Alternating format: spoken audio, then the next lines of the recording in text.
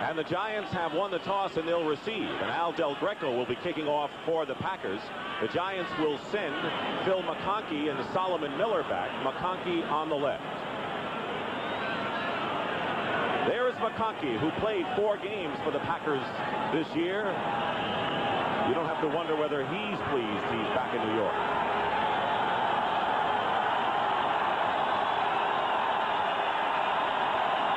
Underway at Giants Stadium, and it's going to be McConkey at the 6. Brings it up to the 26-yard line where Elbert Watts makes the tackle. And Phil Simms, the Giant quarterback, comes onto the field and will face this Green Bay defense. Alfonso Carricker, Charles Martin back in action after the 2-game suspension, and Robert Brown up front. Tim Harris, Randy Scott, Brian Noble, and Bobby Leopold are the linebackers. Mark Lee and Mossy Cade, the cornerbacks Tiger Green and Ken Stills, the safety. First and 10 at the 27-yard line.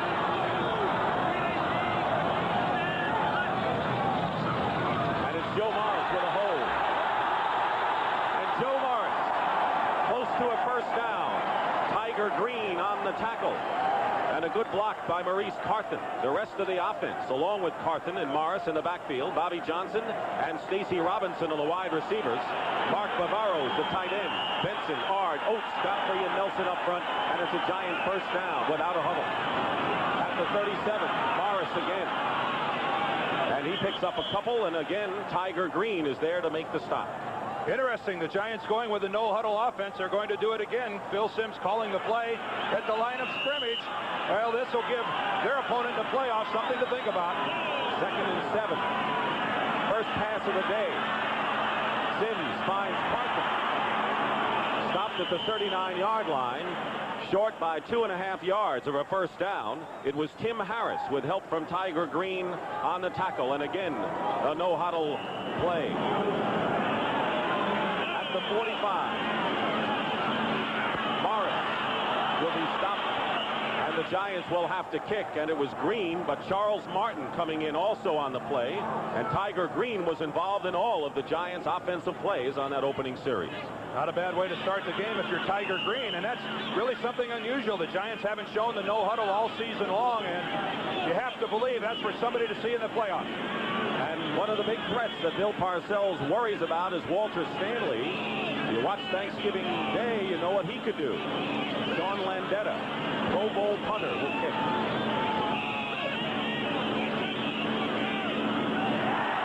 And the penalty marker is down.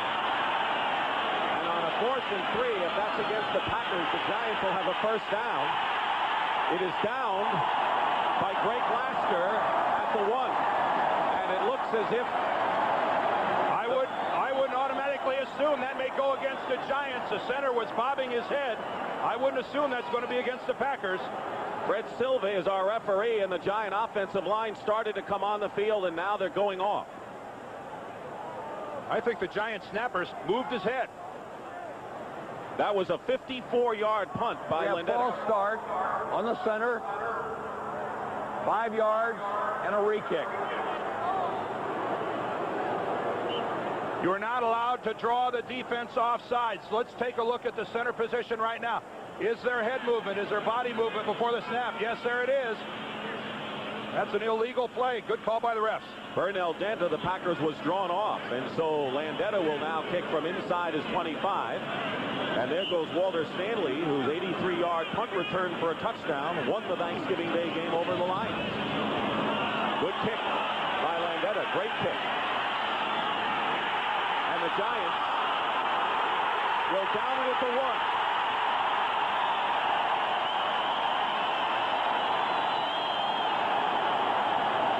That's Gary Reason.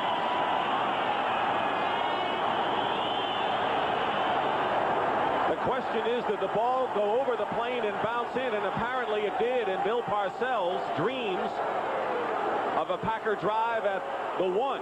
Goes down the drain. They'll bring it out to the 20 following a 61-yard kick by Sean Landeta. And what a break for the Green Bay Packers. Let's see if we can see the football. Does it go into the end zone? the ball from that angle never seemed to touch in the end zone. Nonetheless, Packer ball at the 20. And the quarterback is Randy Wright. In motion is Stanley. They got a throw. And Dan Ross, the tight end, is clobbered by Elvis Patterson. Here's another look at that punt, and did it get over the plane? Well, it has to actually be downed in the end zone. The ball has to touch in the end zone. Boy, it did not touch the line there, at least from this angle. Boy, it's so close. I have to be honest with you. If the player downing it is in the end zone, it's a touchback. In any event, 2nd and 10 at the 20. The pressure on Dan Ross, and Herb Welsh drives him out of bounds, but the Packers will pick up a first down on the play. Gain of 11. Dan Ross, who has played in a Super Bowl with the Cincinnati Bengals, has a Packer first down. And the Giant defense, George Martin, Jim Burke back starting after 3 games on the sideline, and Leonard Marshall. The linebackers, great ones, Carl Banks, Gary Reasons, Harry Carson, and of course Lawrence Taylor, Elvis Patterson and Perry Williams, Kenny Hill, and Herb Welch in the secondary. First and 10 at the 31.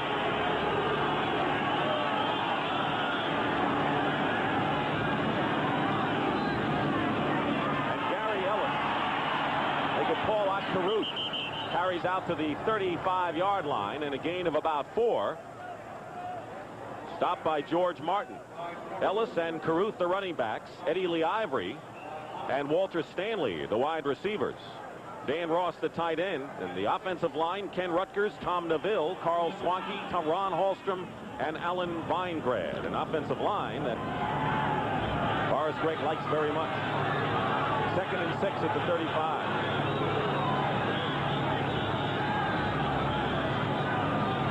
Caruth is the lone back. Gets the call, stopped at the 39. It'll be 3rd and short. Lawrence Taylor and Pepper Johnson, who had an outstanding game last week against the Cardinals, on the tackle. Well, the Packers right now trying to make the most of the break they got by getting the football started at the 20-yard line after a touchback.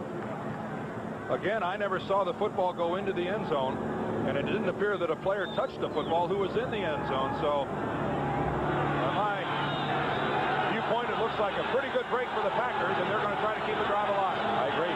3rd and 2 at the 39. That's Ellis in motion.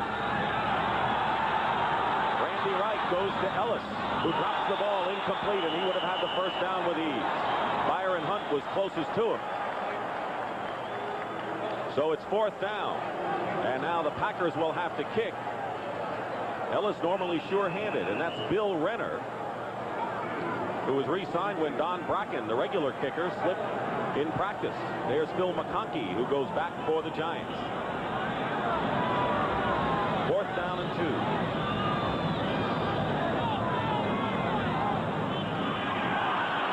Giants come storming in, and Renner gets it off, and McConkey on the run at the 29. Downed at the 30-yard line. Short flare-up. Simmons on the stop. 31-yard kick by Renner. And brought it out to the 20-yard line. The ball never went in, but Gary Reasons, while he had control of the football, had his feet in the end zone. It'll be 1st and 10 for the Giants on their own 30-yard line.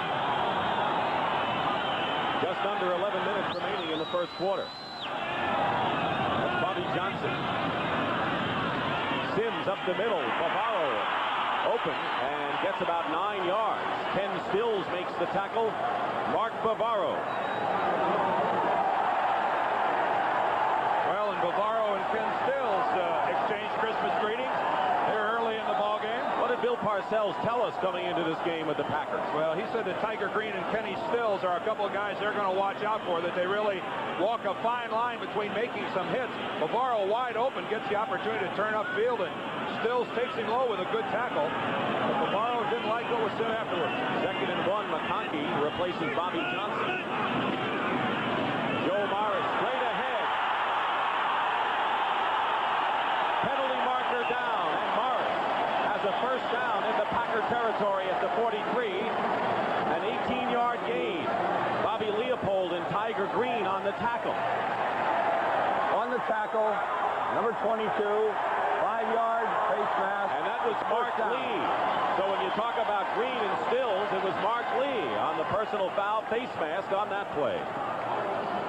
Joe Morris capping off today a wonderful regular season as he works his way towards 1,500 yards, but what a huge hole in the middle. And boy, Mark Lee's hand went right by the face mask. Didn't hold on for very long. Whitman had it. Another close call. 1st and 10 at the Packer 37. Carson. And Carson gets inside the 35. Ken Stills on the tackle. Carson with a tremendous blocking game against the Cardinals last week in a crushing block as a Packer is shaken up right now. It looks like Tiger Green on the field, and what a job Carson did last week against Leonard Smith. Yeah, you wonder if Bill Parcells isn't letting him carry the ball today as a reward. He neutralized Leonard Smith, the Cardinals' strong safety last week, who Bill Parcells thinks is the best strong safety in the National Conference, as Tiger Green still down on the field. Let's see if we can see what happened to Tiger Green at the end of the play.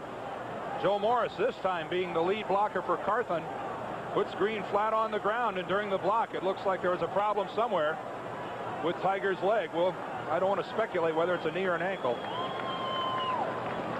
Tiger Green, former Atlanta Falcon, who had a big day in his own right against Tampa Bay last week, including an interception and a sack. And he's out of the game, and Forrest Gregg will send in David Greenwood, number 49. In his place, it'll be 2nd down and 6 at the 33-yard line. A good, legitimate, clean block by Joe Morris, though. Ed Berry, a rookie from Utah State, replaces Mark Lee at cornerback for Green Bay. Sims with a lot of time has Stacy Robinson and a 1st down at the 25-yard line. And it was Mossy Cade that time who brought the Giant receiver down. Stacy Robinson, who has played well in the lineup instead of Lionel Manuel. Just a simple crossing pattern as he works beyond Bavaro. Bavaro underneath. Those are patterns that take time, and that time the Giant offensive line gave Phil Sims all he needed. Stacy Robinson with a big touchdown reception against San Francisco, and the best speed amongst the Giant wideouts. 1st and 10, New York at the Green Bay 24.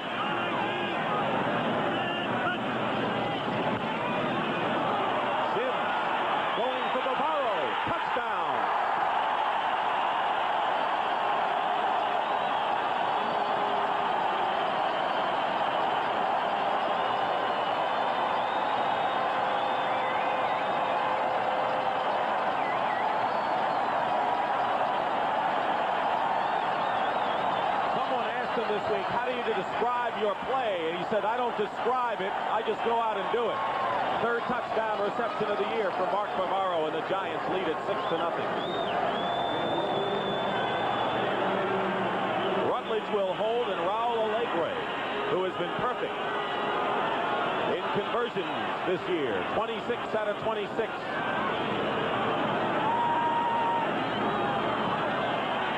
it's 7-0 Giants.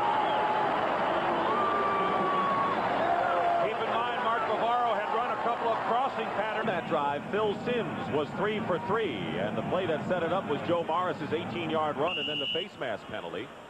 Sean Landeta kicking off as the sun comes out for the first time. And it's Ken Stills returning. And Stills with a terrific return on the kick. Lost the ball, and then the fumble. Stills recovered his own fumble at the 46-yard line. Let's look at Mark Bavaro. See number 55 in the middle of your screen, Randy Scott. He's going to try to cover Bavaro, and when he realized that Bavaro was going to go deep, it's too late. He's beaten by a couple of yards, and Bavaro with a good, sure-handed catch. That's always the sign of someone who has a good, soft hand. The way the ball just comes in and doesn't bobble around at all. 1st and 10 for the Packers on their own 46-yard line, trailing 7-0 with 8 minutes 22 seconds to go in the 1st quarter. Officials waiting before they put the ball in play, and now we're set.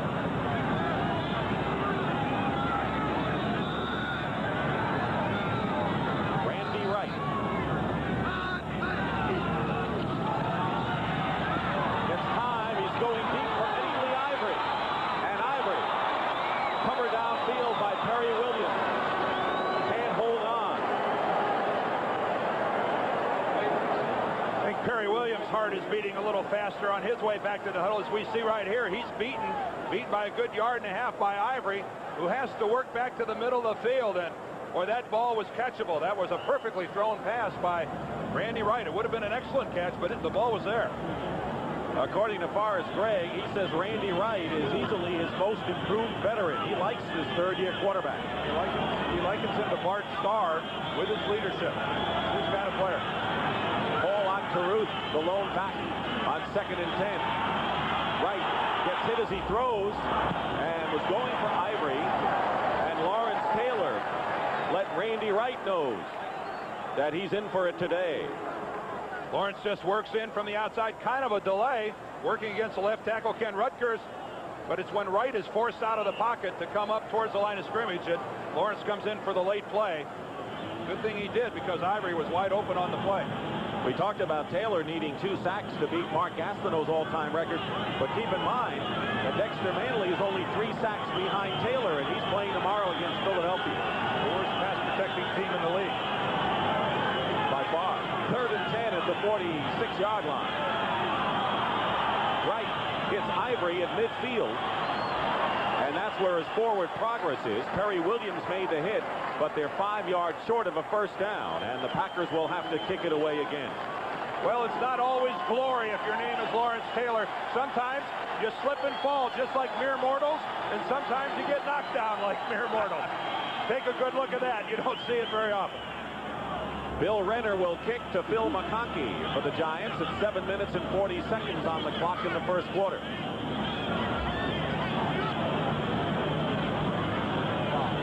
it's blocked. And it's picked off. Tom Flynn, touchdown.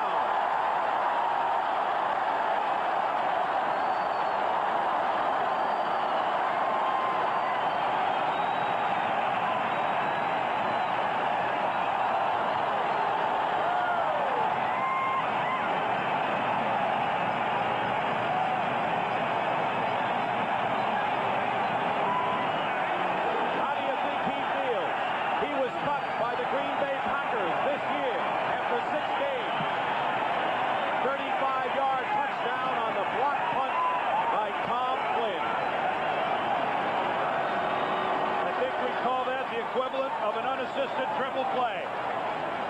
Block it, catch it, and run it in yourself. It's got to be nice. 13-0. And Allegre will try to make it 14. And Bart Oates is knocked over. Sure, the Packers are contending that he's doing exactly what he did the first time he got flagged, that he's moving. Fred Silva, tell us what's going on. Offside, encroachment, number 79, the assessed on the kickoff. Donnie Humphrey of the Packers, and so they'll assess the 5 yards on the kickoff. It is 13-0, and already the Packers are ornery out there. Well, this is a very physical team, you know. They just haven't been in the news lately for doing a lot of good, strong hitting. They play like their coach, Forrest Gregg. And you know what? All we have to worry is if the game gets out of hand score-wise, we don't want it to deteriorate on the field. That's a poor way to end the season for Green Bay. I hope it doesn't happen. The conversion is good, and it's 14-0. And there's Tom Flynn, who started the first 6 games, failed to make a tackle in 1 game and was cut. He's going to come in from the right of our screen. Now you see the mistake by Renner. He kicks it right into the overload. And Flynn blocks it, gets the perfect fly, picks it up on the run, and it's easy. But Renner has to kick away from that overload. He can't turn and punt it into the rusher. He should know by now, Dan, that's the 3rd time Renner's punt has been blocked this year in the 12 that he's tried. Of course, this guy, he doesn't care at all, does he? The Giants out front early. No surprise here, is it, Dick? And, of course, the Chicago Bears are hoping that the Giants would somehow, some way get upset, giving them the chance to win tomorrow against Dallas, which you'll see on CBS. And, of course, the Bears trying to get their act together to defend their title with Doug Flutie at quarterback against the Cowboys, who faced their first losing season in 22 years. Meanwhile, right here, it's 14-0 in favor of the Giants.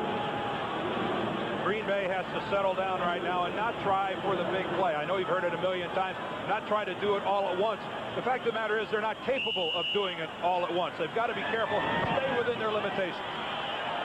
It's going over to Paul Otkaruk, 2 yards in the end zone. He'll down it there for a touchback.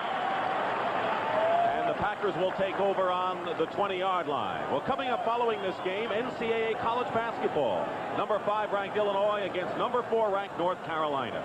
And Illinois at 7-0, North Carolina 5-1. That game will be in North Carolina. Dean Smith, his own arena. That's not bad. You know, you got to have it named after you.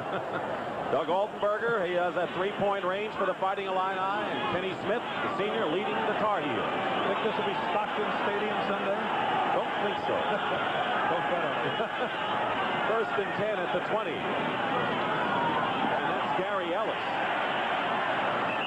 And Ellis brings it out to the 24-yard line.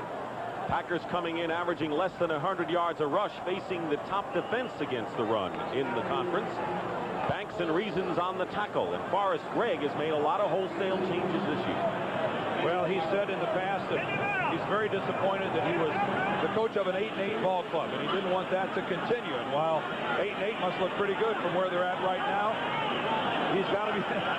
I don't know that he really wanted to only win 4 ball games. Sometimes it backfires. It has this year. 2nd and 6, and Ellis again slices off tackle. Harry Carson was there at the 25-yard line. George Martin also in on the play. Harry Carson said this week that the Giants over the years, and he should know, being 32 years old, have learned from the negatives in recent years to get to where they are now. And a lot of it is because of his leadership, going to his 8th Pro Bowl. Harry Carson, the most dominating middle linebacker. Mike Singletary might not think so, but over the last 7, 8, 9 years, I don't know that anyone has played the game as well in the middle as Harry Carson. 3rd and 4 at the 26. 3 wide receivers. Penalty marker is down. And the pass is caught at the 32-yard line by Walter Stanley, but there's a flag.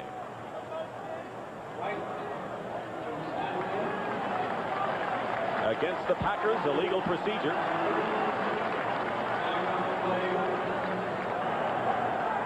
Illegal formation. 6 men on the line of scrimmage.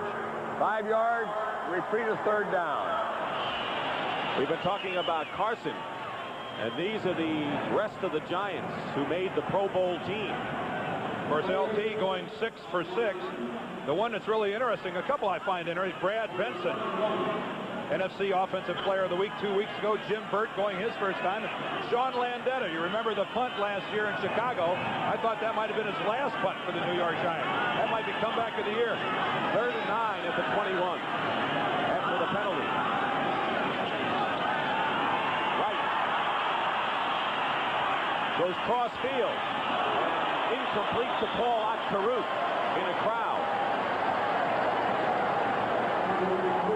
Defending was Elvis Patterson and Kenny Hill, and so it'll be 4th down, and Renner, who had his last punt blocked in a play that resulted in a Giant touchdown, will be kicking again.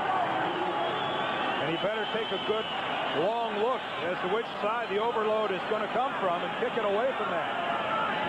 McConkey is deep for the Giants, who look for good field position perhaps. The overload is to his right. He better kick away to the left. And a good kick by Renner. McConkey at the 29.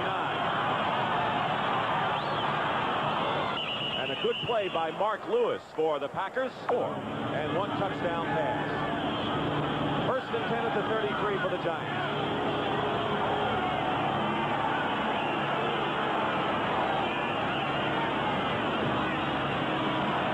Sims, Morris. Picked off by Mark Lee. Mark Lee trips at the 45 and is down at his own 46-yard line, and the first turnover of the ball game. And Phil Simms is injured. He's limping off the field. He took a shot at the end of that play. Let's look at it from behind. Simms is going to get some pressure coming in from the left-hand side. I think it's Tim Harris who comes in and hits him, but a big league throw to Joe Morris, who should have handled that easily. He kept it alive just long enough for Mark Lee to play catch with him and take off with it, but Simms was hobbling as he went off. And for Mark Lee, 9 interceptions and a career high. And one more, and he would tie the Green Bay Packer record. First and 10 Packers on their 46 and a break for Green Bay. Pass caught by Dan Ross. Kenny Hill puts him down, and a gain of about 7. So Sims, who goes into the game with a swollen left hand. Let's look at the end of that play. Driven to the ground by Tim Harris. Didn't look like anything unusual there, but he got up and he took one step and stopped, as we see, still walking kind of gingerly on the sideline. He hasn't necessarily convinced all the fans, and his numbers have not been all that impressive, but he's gotten the big wins and the clutch plays when he's needed. Packers, meanwhile, 2nd and 3 on their 47. Ellis. Good second effort. Flag is down.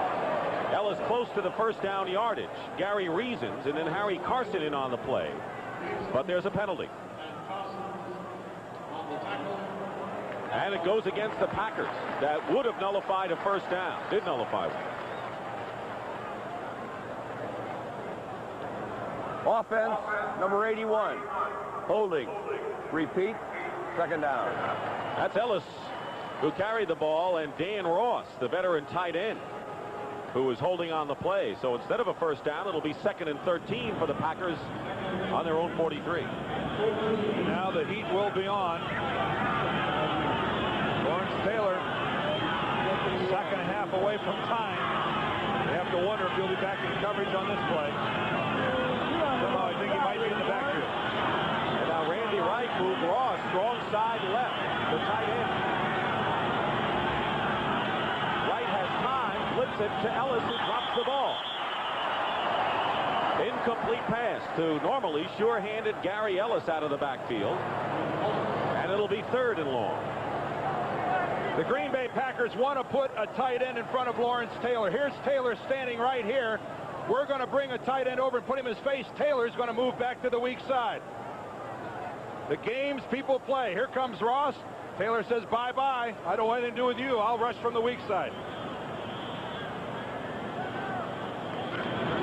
3rd down and 13, and you always have to keep an eye on number 56. Meanwhile, Kenneth Davis has come in and replaced Gary Ellis on 3rd down.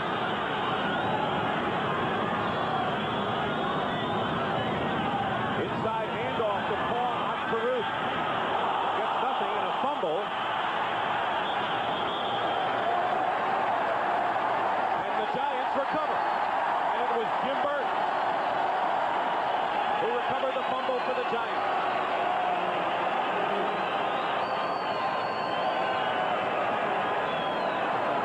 Now Green Bay doing their very best to take a bad situation and make it worse.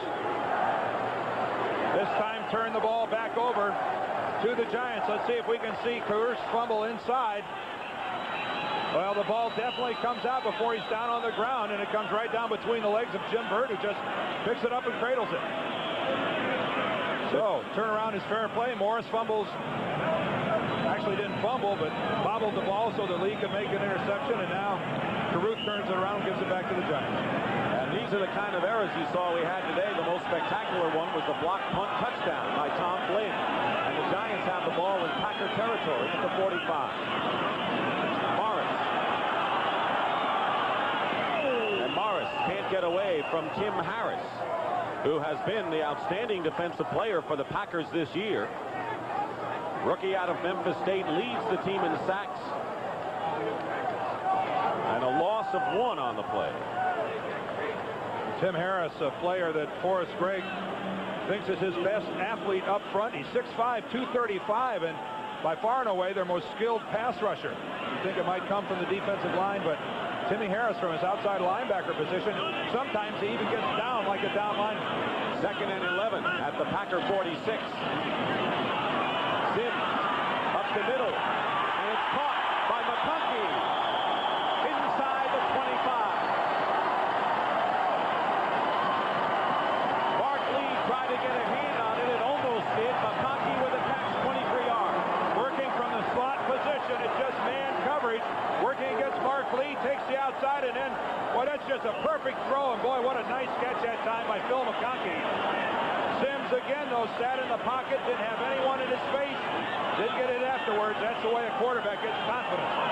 Ken Stills on the tackle. 1st and 10 at the Green Bay 23.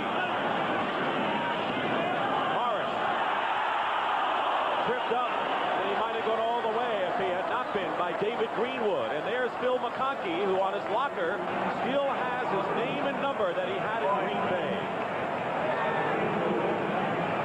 A reminder of his days in Green Bay. He says, I knew what it was like, and I'm glad to be back with the Giants. And he really parted, you know, really holding no ill feelings at all towards the Packers or Forrest Gregg. He was quick to tell us that. Forrest brought me in, sat me down, explained the situation, and I really think a great deal of the man. 2nd and 2 at the 15. And Carson may have a Giant first down at the 12. Alfonso Carricker on the stop, and it is a New York first down with 1.5 minutes remaining in the first quarter. And the Packers have to wonder if that's not 1.5 minutes left in the third quarter. This game is dragging on as they are making some plays offensively, but then making a dumb penalty or a turnover. And their defensive football team has played this entire first quarter, which is not a good sign for Green Bay at all. 1st and 10 at the 11. Morris inside the 5, and almost another first down. He fumbled after he was down. Yeah, Joe Morris hit the ground before the ball came out, but again, behind the lead block of Maurice Carthen, he makes his break back to the outside, but look how the Packer defensive line has moved back off the football. But Joe Morris's right elbow hits the ground, he's down. Clearly no fumble on the play. Already 49 yards for Morris, who has broken his own club record rushing, coming in at 1,400 yards this year and 7 100-yard games. Keep in mind, this guy didn't even have a training camp. Reported right before the opening Monday night game with Dallas. And a penalty marker down as Morris goes in. Touchdown Giants pending the flag. Well, the Giants will tell us. Looks like it's against Green Bay. 24-56 defense. Offside. Decline. The 14th touchdown of the year for Joe Morris.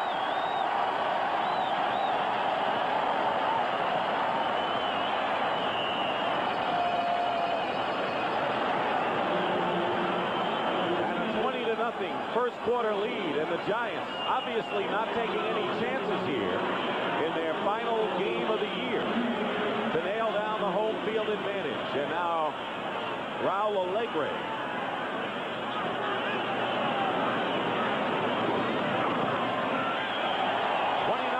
29 on the year for Alegre. What a great pickup he was for the Giants. By Lawrence Taylor. The Giants leading 21-0 and could be playing 2 games here at Giant Stadium en route to that city in California where CBS will be, by the way, in January. The Packers come out 2nd down and 7 on their 35-yard line. Caruth, the running back.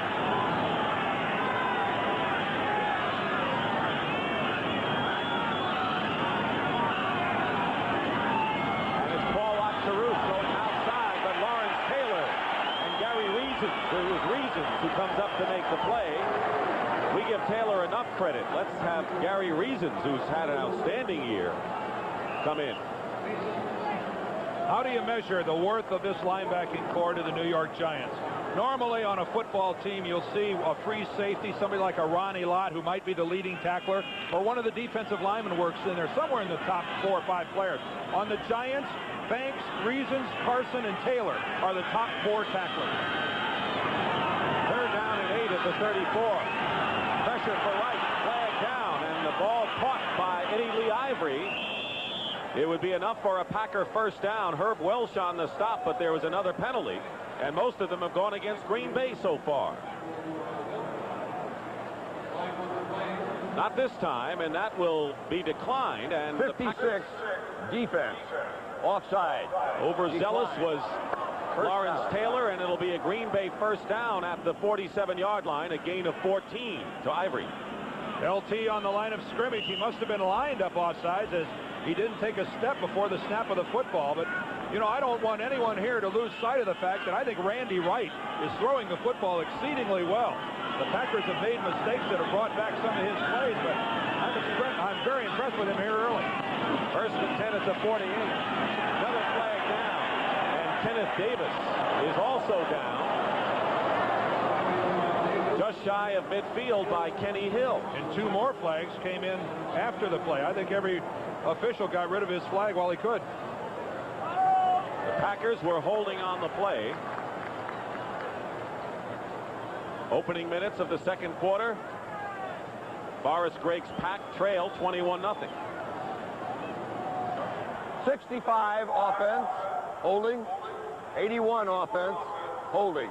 10 yards, first down. It was Hallstrom, the right guard, and Ross, the tight end, that time. Well, it's a good thing it was on 2 different people, because when you get called for holding and only 1 flag comes in, you can always walk up to that official and tell him he's blind. But when you draw 4 or 5 of them, that's big-time holding.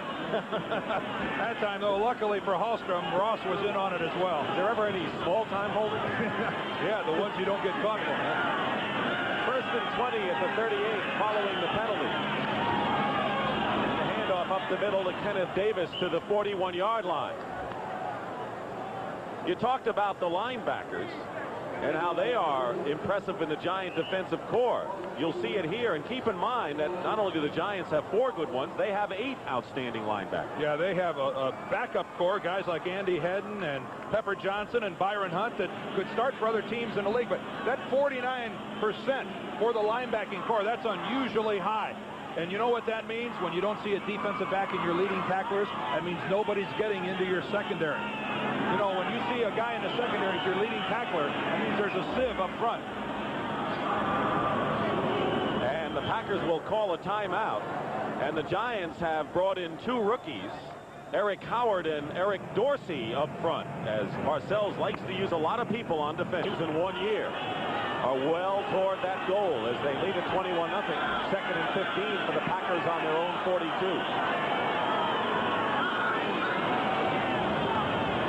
Right. And Eddie Lee Ivory, incomplete. Looked like he had it and then lost it. Incomplete. Kenny Hill and Elvis Patterson defending on the play, and Ivory, a former running back, now playing exclusively at wideout. Eddie Lee Ivory just makes his break to the inside. He has to wait for the football, but again, it's right there. And how many times are Packer receivers and running backs going to drop the football today? Let's watch Lawrence Taylor at the conclusion of the play. He's going to drop Randy Wright, and he's going to get a little jawbone from the Packer bench. Some of those guys rode him a little bit on his way back into the field. He turned and said something, I think along the lines of, I really didn't mean to do it. Of course he did. All defensive guys mean to do it. Third and 15 at the 42. Mike Moffitt, number 82, in motion. Low snap for Wright. He's in trouble, and he's down. Eric Howard. And you listen to Parcells talk about Eric Howard, you think he may be the best of all of his young defensive players. Eric Howard that time started from the nose tackle position. He's been playing a lot lately because of Jim Burt being hurt. Let's watch his upfield move. He's going to fight around the center and splits the gap between Swanky and Neville. And then good hustle comes down. And the word Parcells used to describe Eric Howard was relentless. He was on that play. Bill Renner is in to kick for the Packers, and McConkey goes back for the Giants. Wobbly kick. McConkey at the 26. Flag down. 2 flags down. And that's been the story of the game, and it matches one of the Green Bay colors, gold. David Greenwood on the stop, and a 36-yard punt. And I think it's going to be called against Greg Lasker, number 46. He really came in from behind. That one was obvious to everyone in the stadium. Lasker of the Giants came in, Dick, and really put a shot clearly clipping or illegal blocking from behind, but there may have been more than just one. 89. Check. 46. Holding. 51. Downfield. We're going to replay. You had it right. It was Lasker, and it was Robbie Jones of the Giants. Of the Packers, I should say.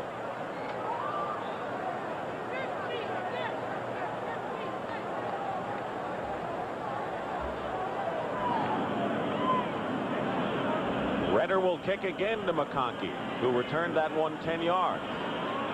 12:27 remaining in the second quarter.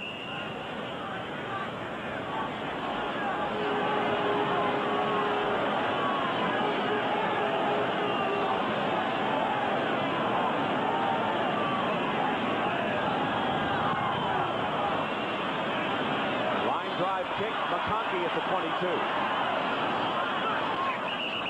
And he's stopped at the 31-yard line by Elbert Watts. A 40-yard kick. Always been rooting for the Giants. I think loyalty is something that appeals to people. People like being loyal to something. We're all looking for something to be loyal to. And I just happen to be loyal to the Giants. Loyal is a nice thing to be, no matter what you're loyal to. You know, but Andy, I was a guy who played in this town on a Super Bowl team, and it was amazing. Even though we won a championship with good players like Namath, the Giants got more respect in us. What is it about the Giants? I think that's always been proper. I think they're a nicer group of people. Always. We have to wrap it up after him saying that. Now back to you, Dick. Thank you, John. Very nice. Maurice Carthen after a 9-yard pickup. 2nd and 1 for the Giants on the 41. And this time, Joe Morris steamrolls ahead for a Giant first down at the 47. Ken Stills and David Greenwood both make the play on Morris. You know, Giant tickets have to be tough to come by when Andy Rooney has to sit in the upper deck of the end zone. Andy, baby, I think you could do a little better than that. He's up in nosebleed heaven up there. He's so far away from the field. He's got to watch this game through binoculars. 1st and 10 at the 47. Kind of agree with you there. 11:08 remaining. Carthen fights his way close to midfield. And a gain of a couple. Randy Scott and Brian Noble on the tackle. Well, maybe next year he'll get better seats. The Giants lost George Adams. Keep in mind that they had expected Adams in his second year to be their all-purpose back-to-team with Morris. They lost him all year. Carthen has done a tremendous job blocking for Morris.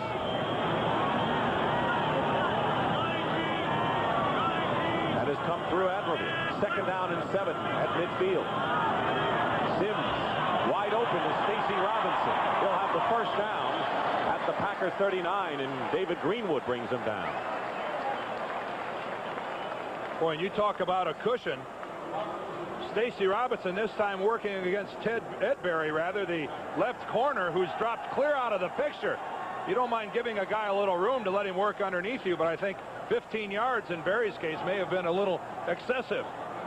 Stacy Robinson may say, let's run that play again. Why not if you're going to have that much room to operate?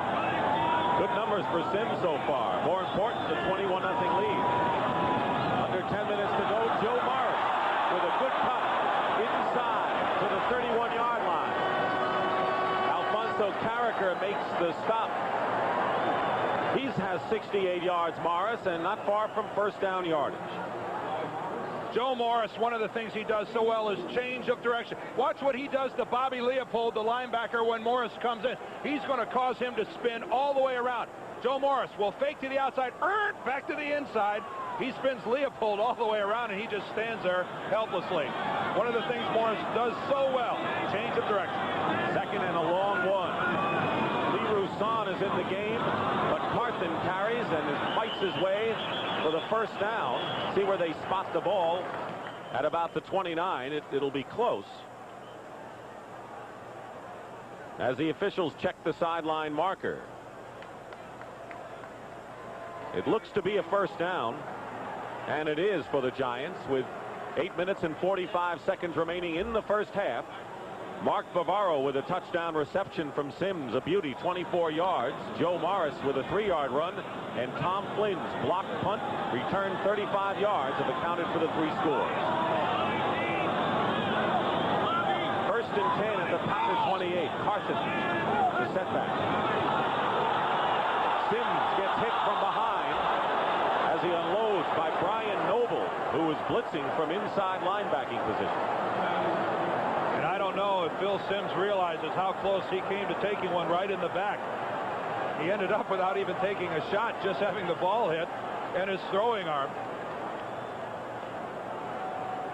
And here's what Phil Simms saw downfield. He was going to go to his tight end, Mark Bavaro, and it is very difficult to be any more wide open than that. Extremely fortunate are the Packers that that ball was hit at the line of scrimmage. 2nd and 10 at the 28, and it's cold enough so that Simms has to blow on his hand all the time. Roussan and Carton are the running backs now. Morris gets a rest. Simms on the blitz, being chased and dumps it away, and it was a tremendous blitz by Burnell Dent, the rookie from Tulane, who came in unscathed on that play. Yeah, Burnell Dent is going to come from the inside, and this is him standing up right here. We're going to see an all-out rush by the Packers, but Burnell Dent comes up the middle untouched, and Simms, a good job rather, of this time getting away from Dent. You have to have the quarterback under control. Simms very effectively got rid of the football. It'll be 3rd down and 10 at the 28. Dent goes out of the game, and in the game for the Giants is Tony Galbraith. Efficient receiver out of the backfield on 3rd downs, making his first appearance. Timeout, number 2. And the Packers will call their 2nd timeout of the first half. And we'll take a break right now with 8:17 remaining in the first half.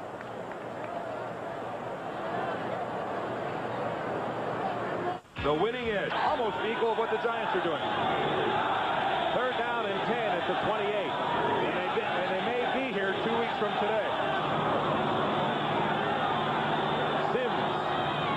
McConkey is out of bounds, and John Simmons was defending.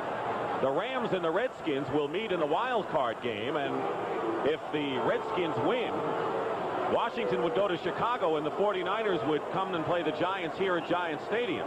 And the only way Bill Parcells won't face the 49ers again will be if the Rams surprise Washington.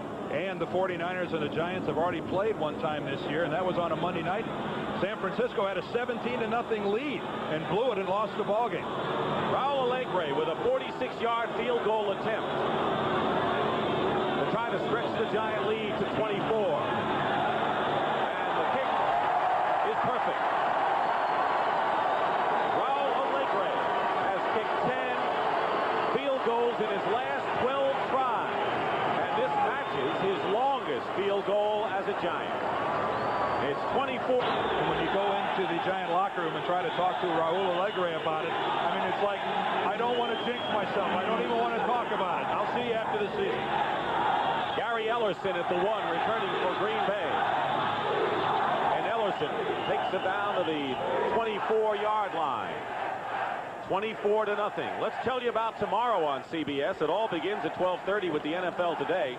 The first game of real interest of the Redskins and the Eagles. Even though the Redskins know they'll be hosting the wild card, they lost last week to Denver, so this is a big game for them. And they lost the week before that, so they do not want to go into the playoffs having lost 3 in a row. And then we'll follow it up with the Bears and the Cowboys in Texas. Doug Flutie will start at quarterback for the Bears, who want to get their offense straightened out for postseason. 1st and 10 Green Bay here at the 24. Was coming in, and the pass complete to Ed West, the tight end, and West makes the catch at the 29, a gain of 5. Elvis Patterson making the tackle, and Taylor was coming in strong. And that's one of the things we were looking for, because this is Lawrence Taylor lined up at strong safety. Linebacker, linebacker, linebacker, and another linebacker is out here. He's coming in from the strong safety position. Unblocked. Luckily, Randy Wright saw the blitz and got rid of the football. That's one of the things the Giants told us they wanted to do. You said he'd be coming from strange places today. 2nd and 5 at the 29. Kenneth Davis, nowhere to go. And a fine tackle by Elvis Patterson. And they have to bring some players apart momentarily. And Patterson with a good play. He was out 3 games with a groin injury and came back after Mark Collins, the rookie, took over. But Elvis Patterson, who led the Giants with 6 interceptions last year, with a strong play there. Disciplined football. He stayed at home when the flow went the other direction. His responsibility, after he makes sure it's not a pass, is to make sure that if the play comes back, it doesn't get outside of it. Good disciplined corner play by Elvis Patterson. 3rd down and 2 at the 32.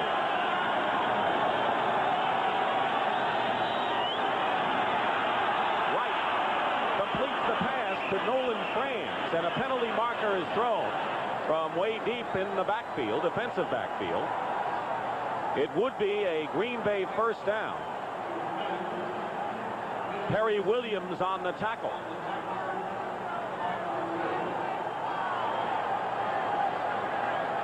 Franz, a rookie free agent from Tulane, activated when James Lofton was suspended for this game. Defense, pass interference. Inside where the ball was run. They'll take the run, the play, first down. It'll be a first down for the Packers on pass interference. Let's look at Lawrence Taylor. He's going to slip again on this play. You see how his foot goes out from underneath him. He ends up underneath Randy Wright. Lawrence Taylor's got to seriously consider changing shoes at halftime. The shoes he has on aren't working. He's slipped 3 or 4 times. First and 10 at the 39. And the whistle blows. A penalty marker was thrown, nullifying that play entirely. And that usually means one of the offensive linemen moved. 65, offense. That was it, Dan. Ron Hallstrom. 5 yards, still first down. 5-yard penalty, former #1 draft choice. A lot of times that happens when an offensive lineman has to get out in front of a play or get back into pass protection, especially when you're on the road. Crowd noise is a problem as the wave is going around here at Giants Stadium. They've got reason to celebrate. Why not? First and 15 on the 34. 5:50 on the clock. Giants in front 24-0. Davis. And Kenneth Davis goes outside. One man to beat.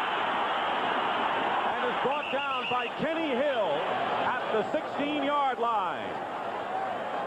Kenneth Davis, a 50-yard run. The first draft pick selected on the second round out of TCU, and a big play for the Green Bay Packers. Pepper Johnson makes a rookie mistake. This is Pepper Johnson lined up down. He gets upfield, but he has to hold contained. Let's see if he does it, because he's not going to do it. Watch how he gets inside, slips, and Kenneth Davis is going down the sideline. Johnson has to make that play when you're unblocked. That's the longest run by a Packer this year, and it gives them first and 10 on the Giants 16. Paul Otterud tests the left side and gets a couple. Perry Williams and Gary Reasons on the stop. The longest run of the year by the Packers. A 50-yard run, and now the Giant defense with its first challenge of the afternoon. And the Giants defense is slipping and sliding all over this football field. Second down and 7 at the 13.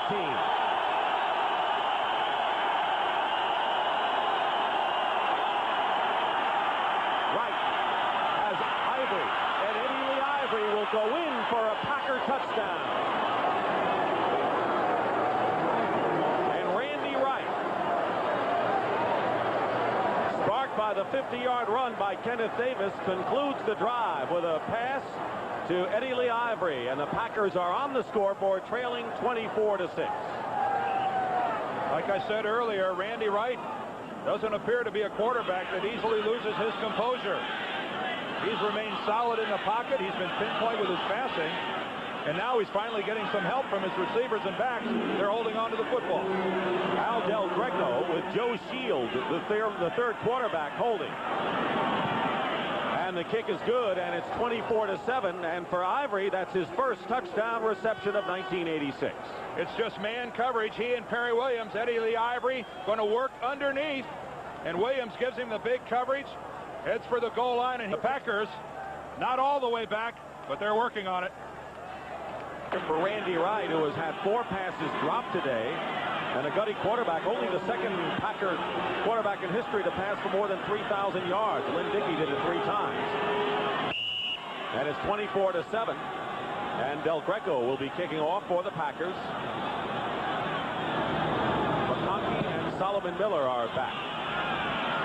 And it's McConkey on the 10.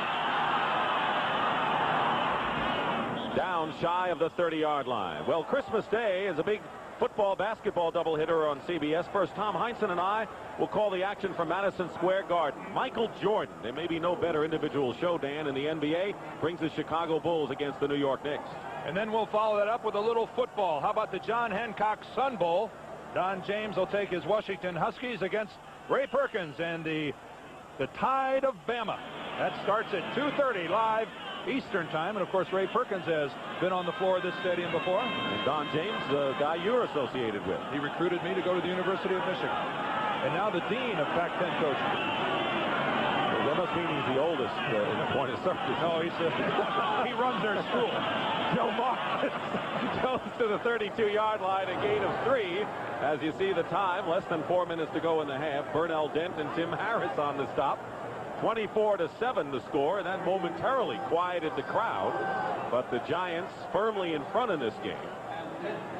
And, of course, a victory nails down the home field advantage in the playoffs, which is what this game means to the Giants.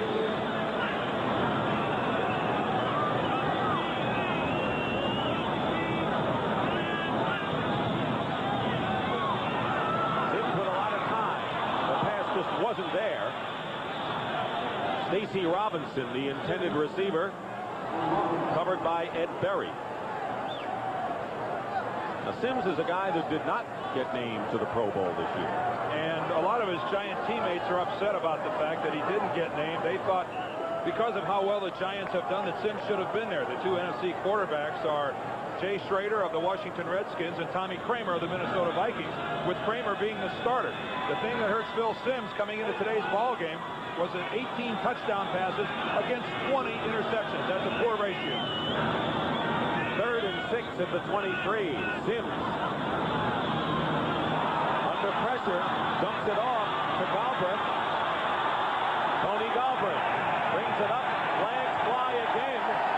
Down to the 39-yard line by Elbert Watts and David Greenwood.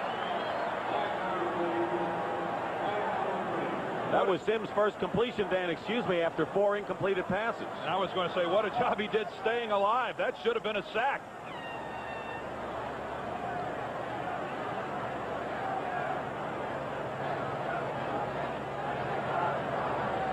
On the tackle by the defense, grabbing inside the helmet, 5 yards. That'll make it a first down. I think Elbert Watts is the fellow called. Let's get a look at it. No, he's actually got him underneath the helmet from the side. But nonetheless, you cannot grab onto the headgear on any part of it, not just the face mask. You can't hook your fingers underneath it or inside of the face mask. Good catch that time by the official. And the litany of mistakes today by the Green Bay Packers goes on. 1st and 10 for the Giants on their own 43-yard line. And now Forrest Gregg wants to talk to the official, to the referee. And I think that Gregg, obviously unhappy with the flag that he obviously feels the Packers don't all deserve. Well, remember when we talked early about concentration? Again, we go back to the James Lofton situation and having a poor day yesterday, and he thought some of his players were having trouble holding it together. And I think Forrest Gregg voiced that concern to us last evening, Dick, and I think we're seeing it on the football field here this afternoon. Not in Randy Wright's case, though. 1st and 10 on the 43, and the pass is intercepted by Ken Stills. And Ken Stills brings it deep into Giant territory and may go all the way, and he does for a Packer touchdown.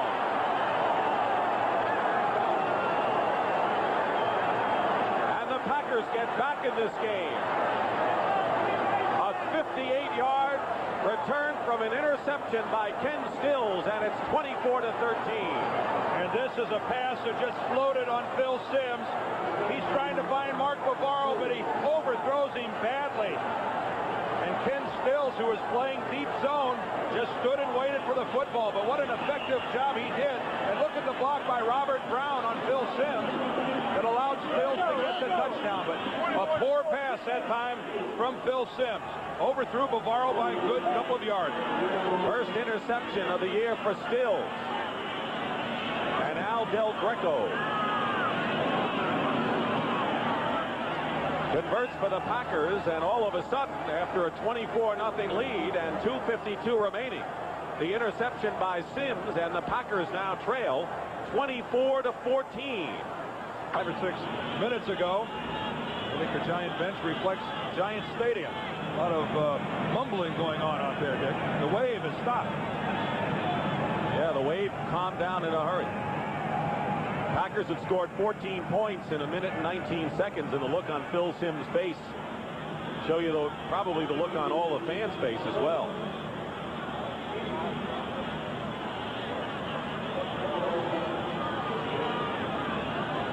(24-14), and Del Greco will be kicking off.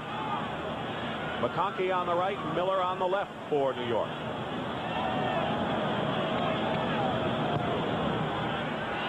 The kick bounces into the hands of McConkey at the 14. They're down at the 33-yard line is Phil McConkey, and the tackle by Gary Ellerson. 2:44 remain in the first half. The Giants have all 3 of their timeouts remaining. And coming up, Don Shula and Dan Rooney to discuss instant replay, and you won't find 2 classier gentlemen in the game of professional football than those 2.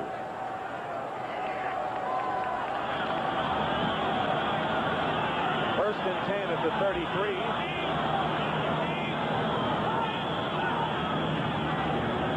Morris slips.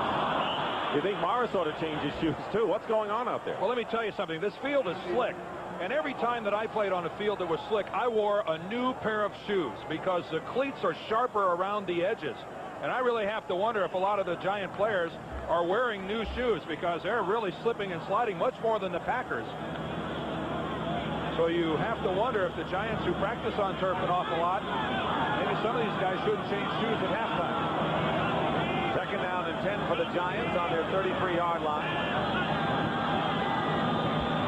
Sims getting pressure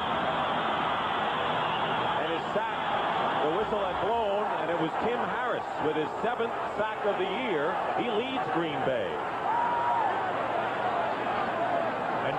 And Tim Harris, that time nothing more than perseverance, got him to the quarterback. You're going to see him here, see Tim Harris 97 against Maurice Carthen, but he's blocked. Carthen stays with him, even though he gets driven back into the pocket. But Phil Sims unable to get away, and that's where it stops right there.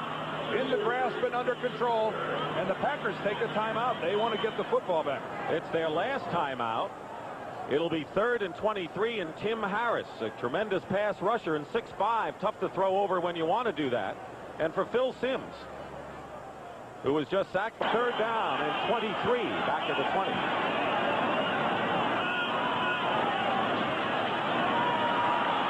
Sims dumps it off to Galbraith.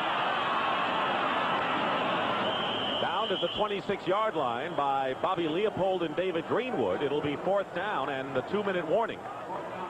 Means that a lot of you, your lives, and that was dramatic, but certainly your livelihoods could be at stake in the final game of the year. And lately, the Packers in the last few minutes have shown light. Sean Landetta will kick from inside the 15 on 4th and 17, and there's a big threat in Walter Stanley.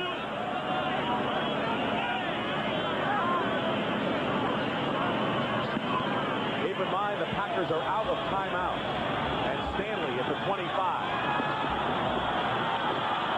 Great coverage by the Giants, and Greg Lasker makes the play back at the 22-yard line. A 49-yard kick and good coverage. Again tomorrow, Dexter Manley looks for the sack record, and Joe Gibbs wants to get his team ready. And of course, the Eagles have only given up 99 sacks already this year. They passed the NFL record 20-some sacks ago. So they're going where no man has ever gone before. And the Bears and the Cowboys, and Doug Flutie at quarterback for Chicago in game 2. It all starts with the NFL today. 1st and 10 at the 22. No timeouts remaining, and 1:43 on the clock for the Packers.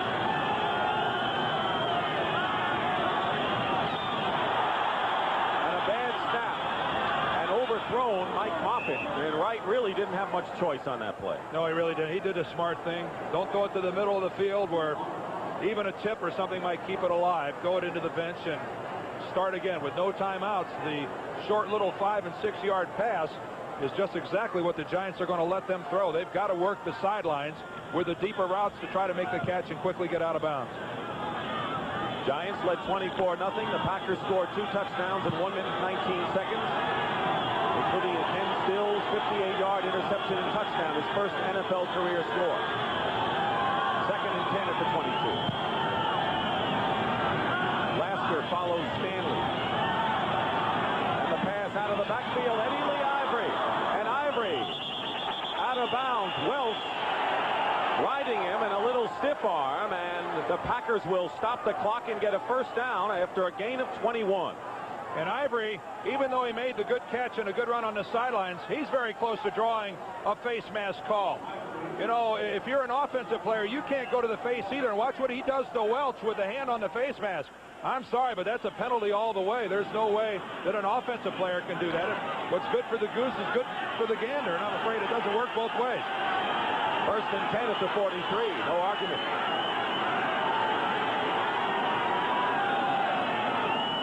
I like that when you don't argue with them. That makes me feel good. At your size, not a chance. Right, going deep for Moffitt, who's there to make the play. And out of bounds at the 23-yard line. Mike Moffitt stopped by Kenny Hill, and a gain of 34 yards to the rookie free agent from Fresno State. And the man he beats is Greg Lasker. Lasker behind on the play, and Mike Moffitt, who doesn't really have great speed, poorly played that time by Lasker. And I think there are a lot of disbelieving people here in the Meadowlands. Only his 4th catch of the year, and this game is turned around with 1:25 on the clock. Packers already in field goal range have a 1st and 10 on the Giant 23.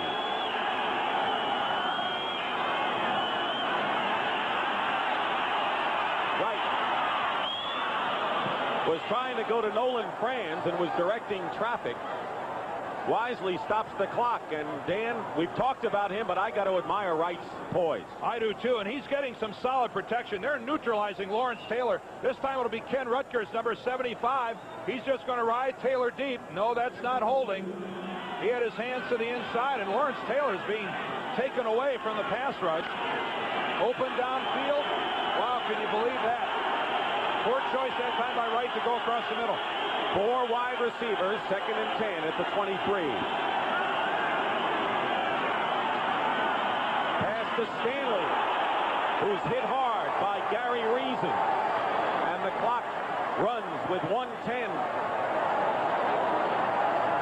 It is an injured player is Stanley. That's the first catch of the game for Walter Stanley. And the clock stops at 1:05 in the first half. Well, Walter Stanley is awful small to be sending inside. He's just going to get whammed from the inside right here by Gary Reason, who outweighs him by 50 pounds. Walter only 5'9", 175 pounds. And he is down for the count, and I'm not very surprised by that at all.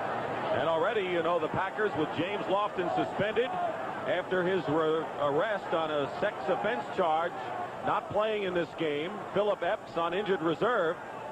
The Packers are awfully thin and wide receiver, and now we understand they're going to run 10 seconds off of the clock. Well, the Packers, remember, had used all 3 of their timeouts. And there is an injury timeout, but they'll take one of your remaining timeouts. When you don't have any, they run 10 seconds off of the clock.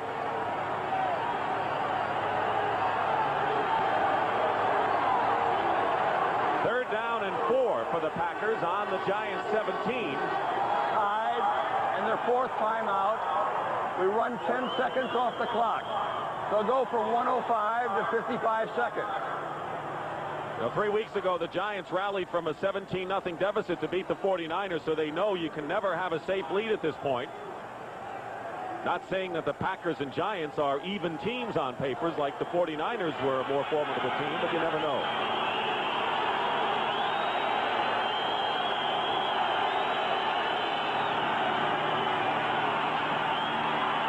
Up the middle, incomplete. Moffitt was the intended receiver. And now on 4th down, Del Greco will come in to try to narrow the gap to 7 points. If you're Lawrence Taylor, this hasn't been a fun first half. Watch what happens. He's going to get cut by Kenneth Davis. Then right in the face is Alan Weingrad. And you've got to admire the way the Packers are manhandling Lawrence Taylor here in the first half. He's looking for a record, but the Packers are looking for him. On fourth down, Al Del Greco, who has connected on 6 of his last 7 field goals attempts, will try one from 34 yards. Joe Shields will hold with 46 seconds remaining in the half.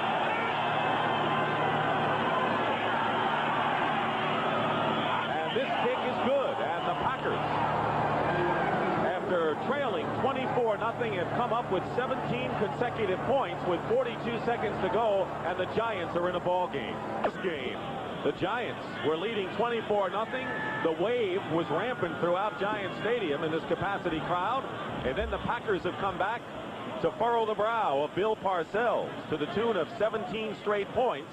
Eddie Lee Ivory on a 13-yard reception for a score. Ken Stills returned an interception 58 yards, and Al Del Greco with a 34-yard field goal, and the Giants talking things over. That's Eric Dorsey on the left talking to Jim Burt.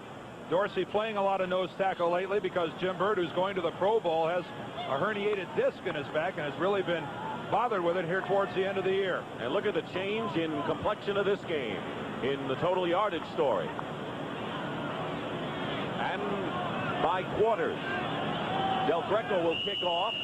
Solomon Miller on the right, McConkey on the left for the Giants. And the Giants have all 3 of their timeouts remaining. Heading over towards McConkey at the 9.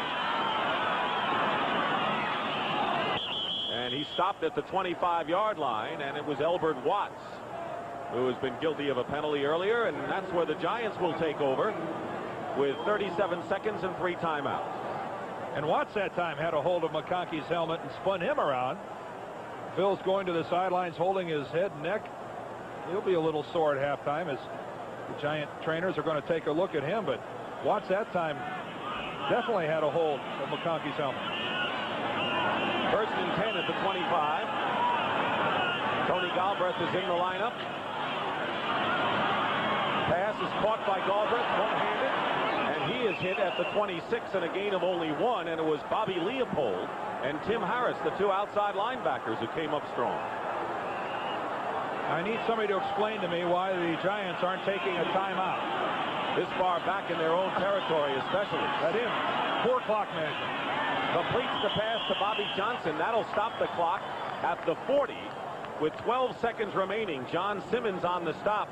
A gain of 13, but the time doesn't look very good for the Giants from their standpoint. No, that's a mistake by Phil Simms not to have called a timeout after the completion to Galbraith. What are you going to do with 3 timeouts in 12 seconds? Any way you look at it, you're going to go into the locker room with a timeout left.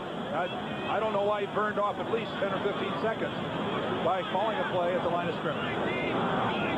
First and 10 at the Giant 40. Sims loses the ball and falls on it. It was Tim Harris who made the hit, and he has been a pesky performer. Talk about Taylor. What about Harris against the Giants today? And that'll be counted as a sack. He forced a fumble in the backfield, so officially that goes down as a sack. And the clock will start in some. I think the Giants are going to be content to get out of here. Loss of 9 yards, and Bill Parcells will have some choice words, I feel, for the Giants.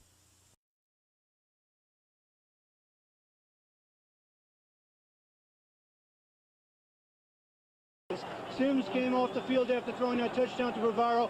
Hardly anyone congratulated him. So it's either a question of they believe they're that good and they can turn it on whenever they want to, or they've just lost it. Now back to you, Dick. All right, John, and only Bill Parcells knows what's in that mind right now and hopes that the Giants can straighten things out. They lead 24-17. Packers will receive the kickoff. Ellerson is over on that side. It goes out of bounds and a 5-yard penalty. And Allegre will have to kick it again. Let's take a look at how the game changed, not as far as who's leading, but the Packers in the first 4 possessions wound up with that kind of result, and then did things change?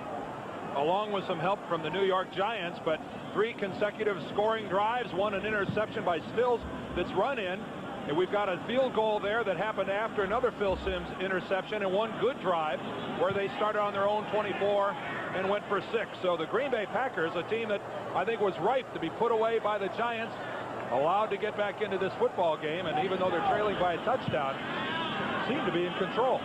You know, things have happened like Kenneth Davis. We talked about the 50-yard run, which set up Ivory's touchdown, the first score of the game for the Packers. Not only the longest run for Green Bay this year, but the longest run against the Giants this year.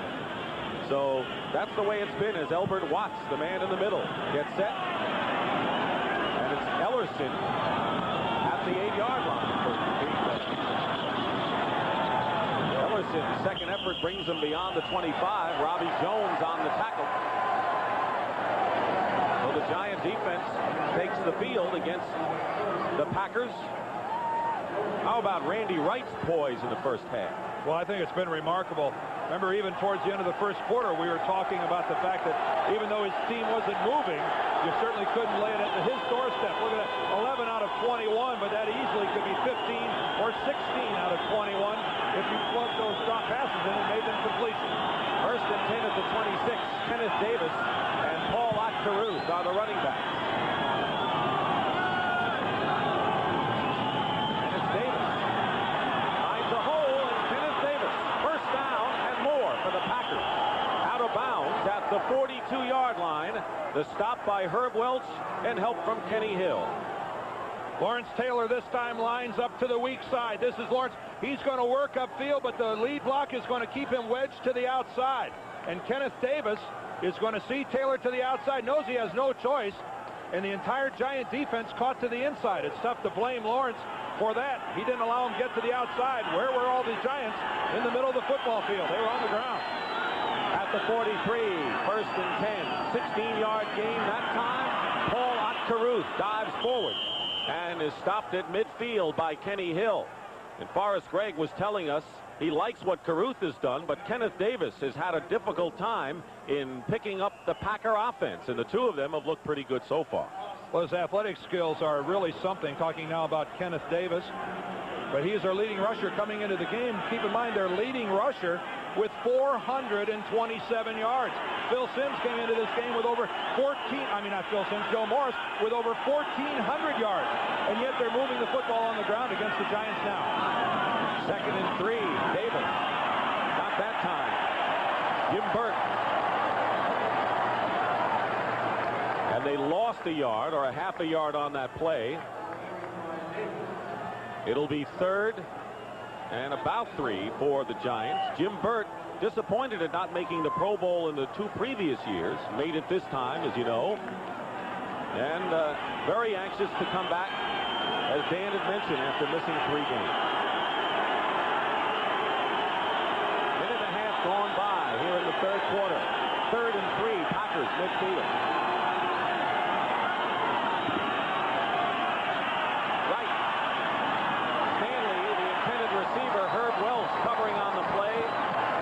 Incomplete, fourth down, and Renner will come in to kick it away for Green Bay.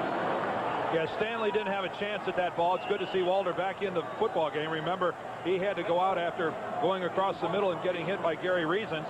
Herb Welch had good coverage on him that time, but that was a ball that was uncatchable. High and outside. Renner will kick. McConkey back for the Giants.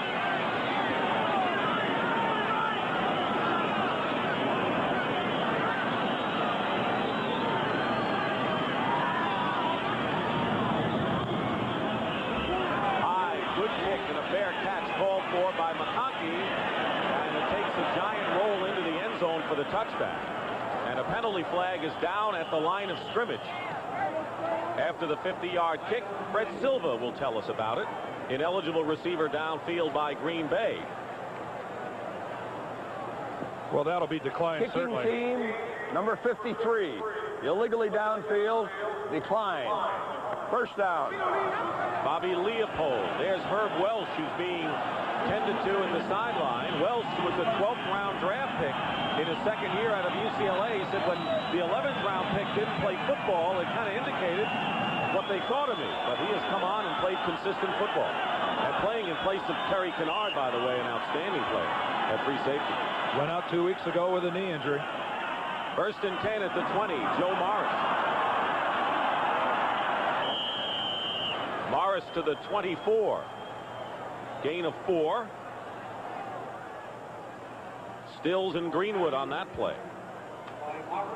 Morris scored 3 touchdowns last week against the Cardinals. The one thing that disturbed him, and I guess the Giants too, was the fact that he fumbled 3 times. And that's the one thing Joe doesn't want to get into going into postseason.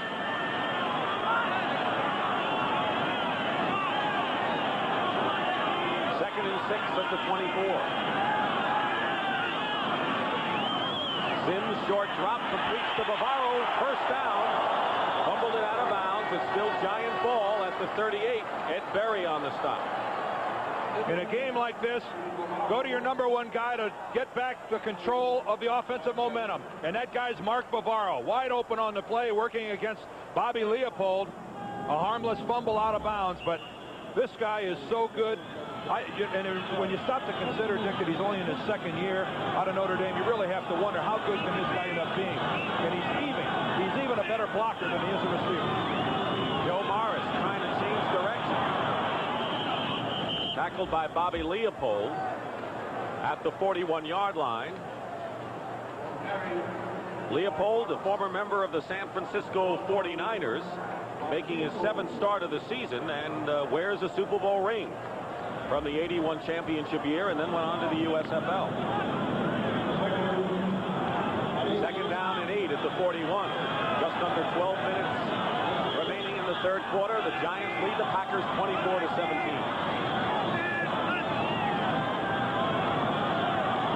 Sims with a lot of time as Stacy Robinson stays in bounds and gets another 4 yards.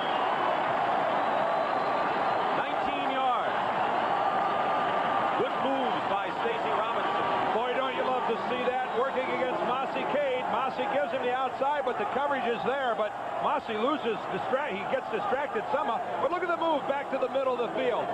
Boy, don't you get tired of watching wide receivers after making that catch just give it up, step out of bounds, and not take the hit. Boy, that's the way to give some effort. Don't think that's not transmitted to every other guy in that offensive huddle. They got the crowd in the game, but not themselves, and I think they have themselves in there. First and 10 at the Packer 40.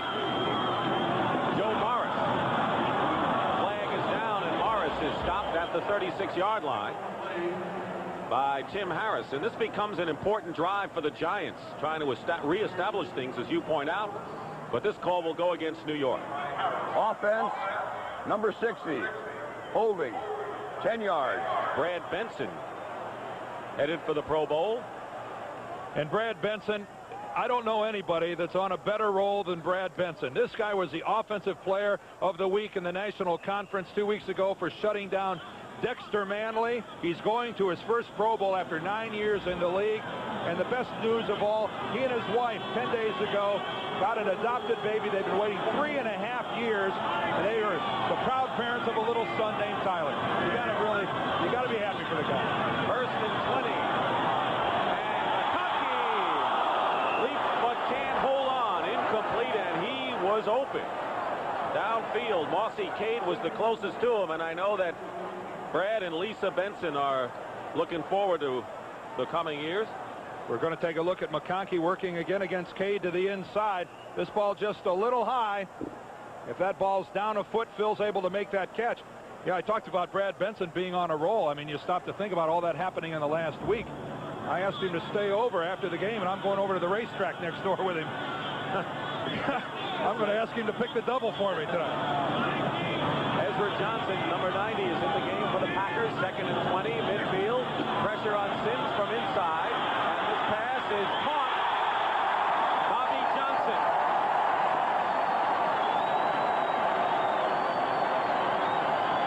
31-yard gain for Bobby Johnson. A big play for the Giants. And this is Ken Stills right here. He's going to come on the blitz. Everyone's coming up front. That means man coverage downfield. See Stills coming in. Scott on the other side. Sims knows he has single coverage. It's nothing but Bobby Johnson working against Ed Berry all the way. And what a perfectly thrown pass. The concentration by Johnson, and that's how you beat the blitz. Second catch for Johnson. He has averaged 22 yards, and now the Giants have a first First and 10 on the Packer 19.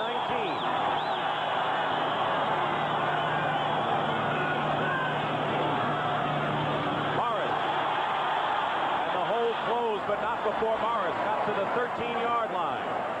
David Greenwood on the tackle. Let's look at Joe Morris. He's got his main man, Maurice Carthen, going to throw in the lead block. But again, it's a change of direction as the backside of the Packer defense is collapsed by the Giant offensive line. Joe Morris all season long has been making a lot of money by cutting back. That time the Packers weren't able to stop him. 82 yards on the day for Morris. Second and 4 at the 13. Carthen this time will be stopped short of a first down by about a yard. Bringing up third and short, Brian Noble making the tackle. While Morris is trying to gain 100 yards for the 8th time this year, which would break his own record. Mark Bavaro, by virtue of his touchdown reception of 24 yards, became only the 4th Giant receiver in history to get 1,000 in a year. Del Schaffner did it twice. Homer Jones, Ernest Gray the others. And I think Todd Christensen is probably the best receiving tight end in the game. But if you talk about a combination blocking and catching, I'd go with Bavaro. 3 tight ends, and Joe Morris picks up the first down. William Roberts, a tackle, was in there as a 3rd tight end. First down Giants inside the 10.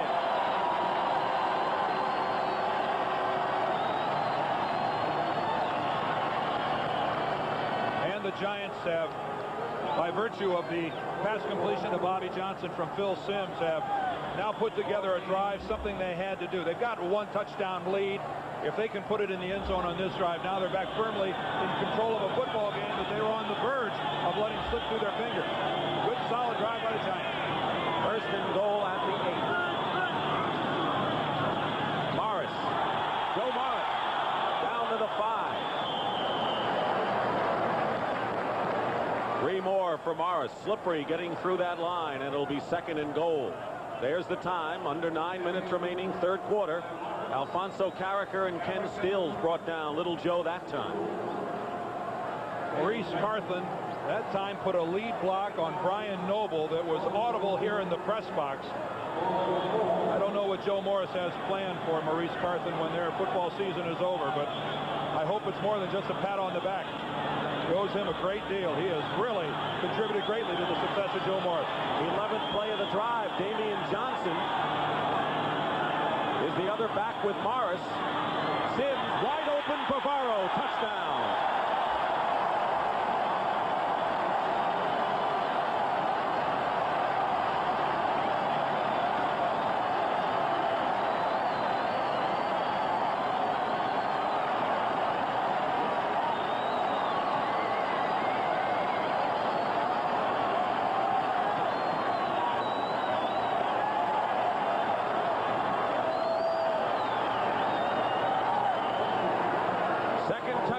Reception of the game from Mark Bavaro. And he wonders what all the fuss is about. Allegre. Rutledge holding. And it's 31-17. That's the guy you said they had to go to get this thing going again. And of course, he's going to be turned completely loose by the Packers, who buy the run fake all the way. Joe Morris to the inside. Remember, Damian Johnson was also on the wing to that side as a lead blocker. And Mark Bavaro wide open in the end zone pleases his head coach. He just likes to hustle, play tough football, and take those myriad of vitamin pills. And there's the oak as Allegre kicks off to Ellerson at the 2 for the Packers. Gary Ellerson gets by several defenders and carries it into Giant territory. And he was out of bounds at the 41-yard line, I believe, of the Giants. Byron Hunt made a stop, and a 58-yard kickoff return by Gary Ellerson. Well, credit Ellerson with an outstanding play to the middle of the field behind the wedge, and he's quickly through. And the dive by Lasker isn't good enough, and Allegre, I think, has maybe got to come up with a little better effort than that. I know Raul has no dreams of ever being a linebacker, but you got to do more than wave at the guy. The Packers may be back in business. First and 10 on the Giant 41. Randy Wright Wide open up the middle. Kenneth Davis falls down at the 35. And a gain of 6. Gary Reasons on the stop. So the Packers come right back, and Forrest Gregg would have to be proud of what his club has done in the way of comeback so far today. And part of the reason, and he's going to be proud of it, is because of his offensive line play. The question, where is Lawrence Taylor? Last play effectively neutralized by Ken Rutgers, the left tackle. They're one-on-one again. 2nd and 4 at the Giant 35. Davis has room.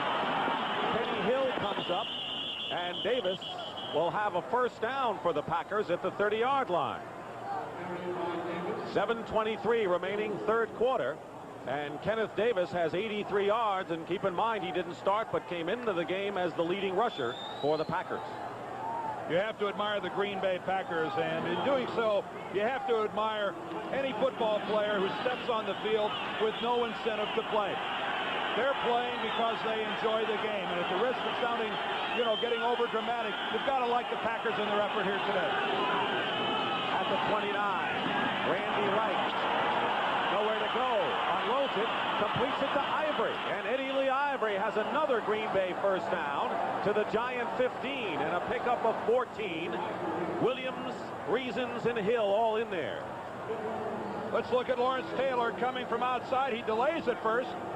When he sees Randy Wright is going to throw, look at the late hit. I'll tell you, that's real close, Lawrence, even though you got the hands up in the air. But Eddie Lee Ivory, the quick slant, but look at the cushion. Look at the cushion to the inside. That's a slow reaction by the Giants secondary. 1st and 10 on the 15. Caruth in motion. Randy Wright pumps once, wide open, touchdown. Kenneth Davis. A 15-yard touchdown pass, a missed assignment for the Giant defense, and Bill Parcells has seen an impressive offensive drive nullified by a quick comeback by the Packers, sparked by Gary Ellerson's tremendous kickoff return.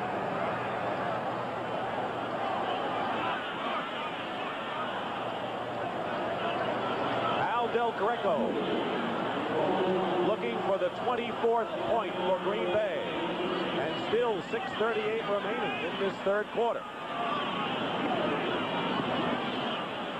The kick is perfect, and once again the Giants can feel the heat of the Packers. Their lead has been cut to a touchdown again, 31-24. Let's look at it from the end zone. That was Kenneth Davis lined up at the halfback position, just straight down the middle, and Gary Reasons just lets him run right by. He's got the man underneath. That wasn't Reasons' man. That has to come out of the secondary. Lawrence Taylor caught in no man's land as we see him there. Not rushing the quarterback. No one to pick up. Has to be a helpless feeling. It's 31-24 now. The Giants lead again, cut to a touchdown, and Al Del Greco will be kicking off to Bill McConkey and Solomon Miller. Headed toward McConkey's way at the 9. And McConkey brings it out to the 30-yard line, where the Giants, with 6.5 to go, will take over. Well, coming next, NCAA basketball. Great matchup here, Dan, between Illinois and North Carolina. Illinois perfects at 7-0. North Carolina 5-1. Doug Altenberger, All-American guard for Illinois. Not to mention a couple of pretty talented guys for North Carolina. Kenny Smith, the senior guard, and freshman J.R. Reed. Dean Smith's own arena. That's where the game will be held. Coming up next on CBS. Giants have a 1st and 10 on the 30. And it's Morris. Joe Morris picks up about 4 yards on the play. The Packers have scored 24 points. And it's a tough day for the Giant defense, including that man, Lawrence Taylor. And that's the most points yielded by the Giants since their opening game against the Dallas Cowboys. Keep in mind, not all of them given up by the defensive unit, but that's a lot of points. And a dry day for Lawrence Taylor. He has not spent much time around Randy Wright. 2nd and 6 at the 24. Sims to Bavaro. He's got it. First down at the 41. Leopold defending. That's a pattern that Mark Bavaro runs very well, working towards the sideline. He's not one of those tight ends that just runs 5 yards downfield and button hooks and waits for the football. He can run any route in their passing tree, and that puts him over 1,000 yards on the season. The 66 receptions already are a giant record for tight ends, and now over the 1,000-yard mark. First and 10 Giants on their own 41. Morris. Joe Morris.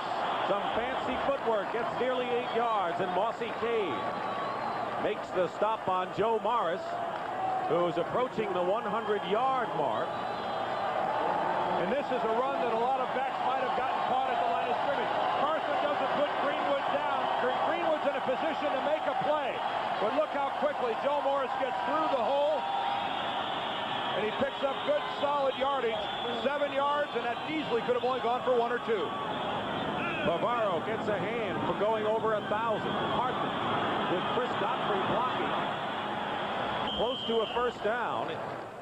And in any event, into Packer territory. And it looks as if the Giants have that first down. It is a first down, New York, 5 minutes remaining. In the third quarter, David Greenwood on the stop.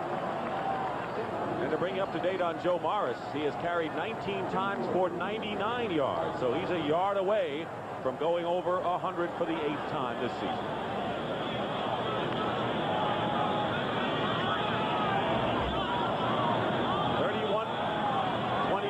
Giants leading. 4:35 remaining in the third. Morris. Second effort. Gets back to the line of scrimmage as a result. Greenwood and Randy Scott.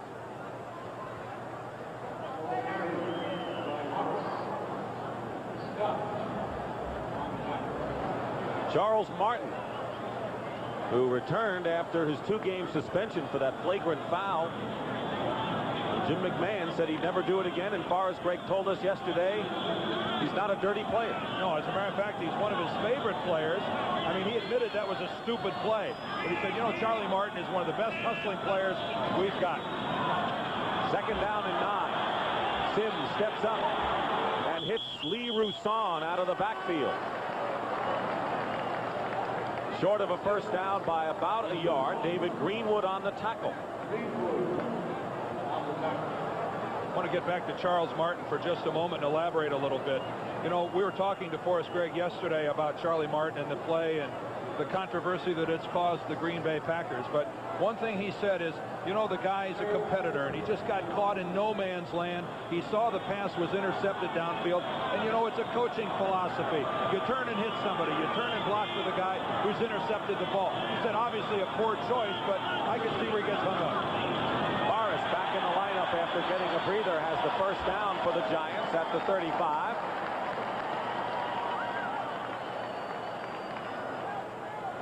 ...104 yards, not only 8 this year, but his 16th career 100-yard game. And, of course, that sets a Giant record. 8 times going over 100 yards for Joe Morris. And, again, as Dan mentioned, didn't have any camp at all and reported just in time for the opening game against the Cowboys. Time remaining third quarter, first and 10. Morris.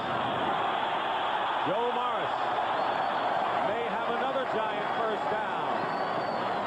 He does. Inside the 15 or inside the 25. Stills and Leopold combined on that play. Let's take a look at it. We're going to see a blitz right here. Brian Noble's going to come. We're going to get the down block, the scrape by Chris Godfrey. But watch how Morris goes back into the void where the blitzing linebacker was. Joe Morris knows once he gets to the line of scrimmage, go to the left. There's got to be a void. He's exactly right. He gets good yardage. Roussan is in the backfield now, giving Morris another rest, and Roussan gets the call. Picks up a couple of yards to the 22. Greenwood and Donnie Humphrey were there. Roussan would have been the guy who would have been the man for the Giants if Morris had indeed stayed as a holdout. And he had a very good training camp. Bill Parcells was pleased with the way that Lee Roussan carried the football during their preseason games, but hey, there was no question about it. When Joe Morris returned, he's the guy that brought him to the dance last year and this year as well. Second and 8 at the 22. Wide receivers left. Sims They got a hold of his jersey. He gets it to Mowat. Zeke Mowat will score for the Giants.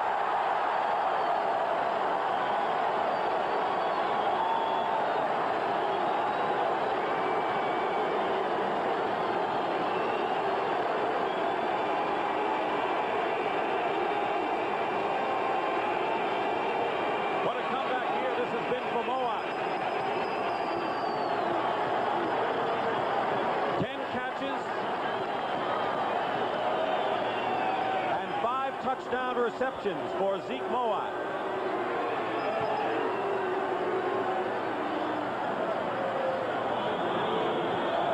Allegre.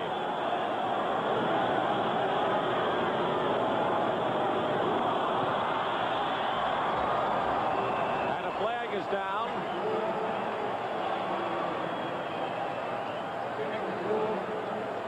We saw Mowat make 4 receptions against New Orleans in his big comeback game. One of them for a touchdown, and what a hand he got. Defense, number 91. Offside. Good. Enforced on the kickoff. Brian Noble, and they'll enforce it on the kickoff. So Mowat, that's only his 2nd touchdown, but a good comeback year. Seldom does a big play occur without lots of people being involved. The first, Phil Simms getting away from a tackle. Randy Scott has him. Then Mowat is going to break David Greenwood's tackle, and then downfield, Stacy Robinson is going to make a block right there to the left of your screen, and he allows Mowat to get in.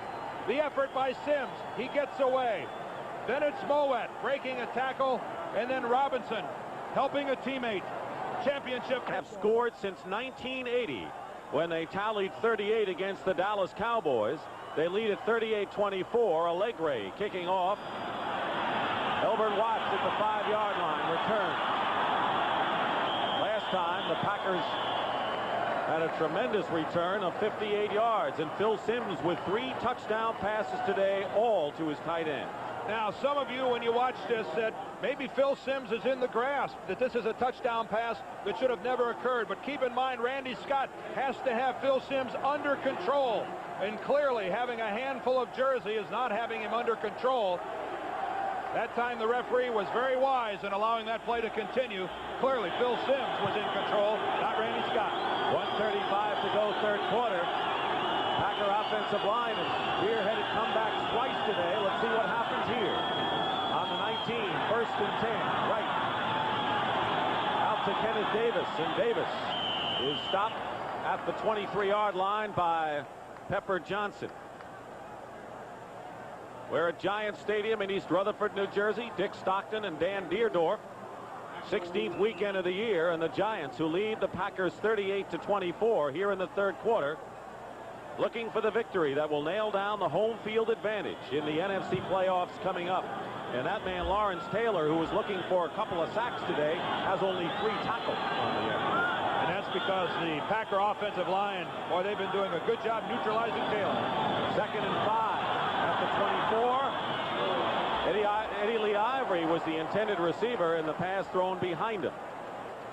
Right, gingerly testing his leg. And the way he's acting, it looks like he got his foot stepped on. A lot of times the quarterback standing there gets stepped on by one of the defenders. Let's take a look at the conclusion of the play. Ooh, Lawrence Taylor right on the instep. No wonder Randy Wright was limping. 3rd and 5. 51 seconds remain in the third quarter.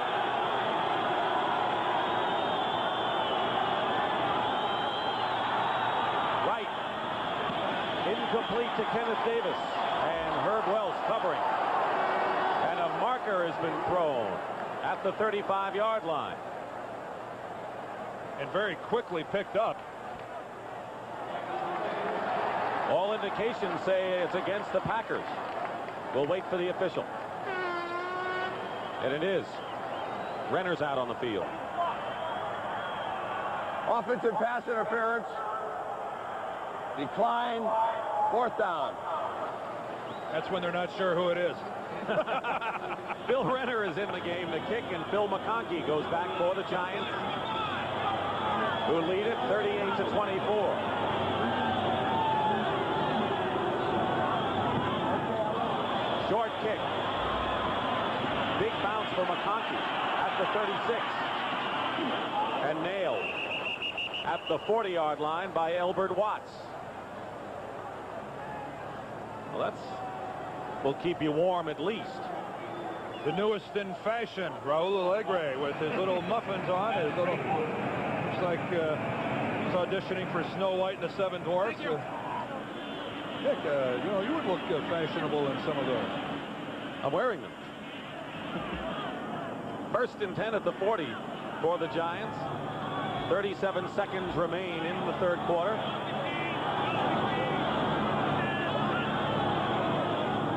Roussan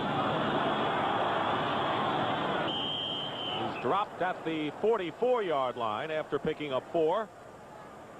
Dent and Noble in on the play. Giants looking for their 9th straight victory, and the last time they won 9 in a row was way back in 1962. And looking for their 14th win in one season, something they've never achieved. And they'll go into the... Get up here again. The third time will be tough. What were you saying about Dan Dierdorf a moment ago?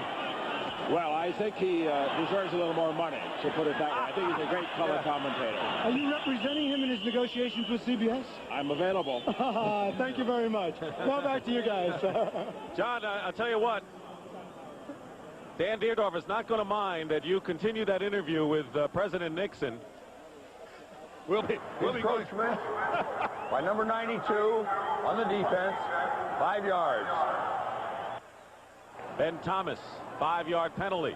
Well, we'll be going back to John Dockery for the balance of the football game. He can talk as long as he would like with the former president. Thank you for the kind words. By the way, a great advocate of the game of football. Maybe the nation's #1 fan. You know, Bill Parcells, the clock didn't run on the play, as you could tell, and so they're going to have to adjust that. But Bill Parcells kind of echoes what President Nixon said, is that I don't think he wants to see the Redskins come in either.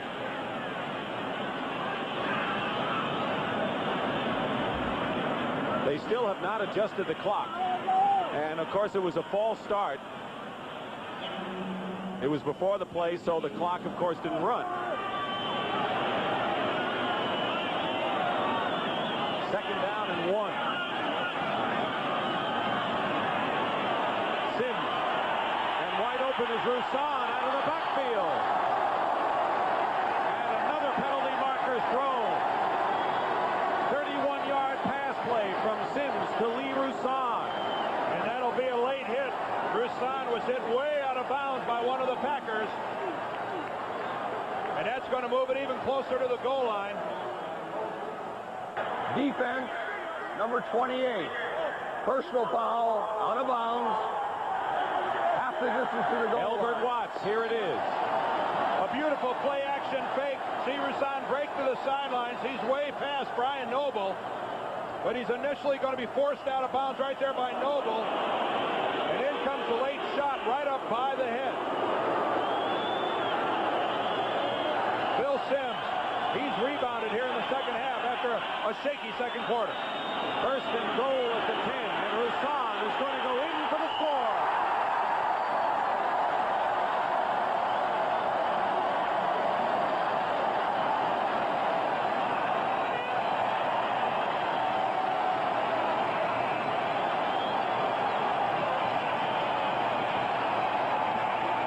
Lee Roussan. First touchdown for Lee Roussan. And the Giants have opened it up. First rushing score for Roussan, and the Giants lead it 44-24. Alegre as the Giants establishing their highest point total in at least 6 years. Most points by the Giants since 1972, when they crushed the Eagles 62-10, and another flag has been thrown. Or for reliable trucks, Toyota. Kickoff fielded by Elbert Watts, who can't get away. And down at the 11-yard line, Lee Roussan, who just scored his first touchdown rushing. Coming up next, undefeated Illinois at 7-0 against North Carolina at 5-1 at Chapel Hill, and a big test for Illinois. If they can stay unbeaten after that one, then we know of at least another Big Ten power. They're going to be good anyway. That's the story. We're early in the fourth quarter, and the Giants leading 45-24. First and 10, Packers on the 12. Farouk, a loss, and it was Carl Banks, and a loss of a yard. And a sullen Green Bay bench at this point. The Packers with a 4-11 record. It has been 9 years since Green Bay won as few as 4 games in a season. And even in the strike year of '82, they won 5. Second and 13 at the 9. And the Giants needed a spark. They got it from that guy today offensively.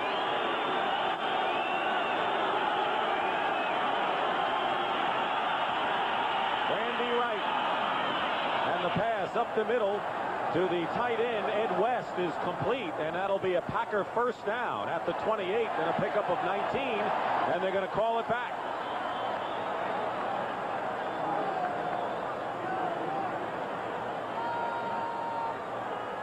Well, I need an explanation here. What are they? Fred Silva is saying it's going to be third down, but I don't see a flag. well, I don't see a flag either.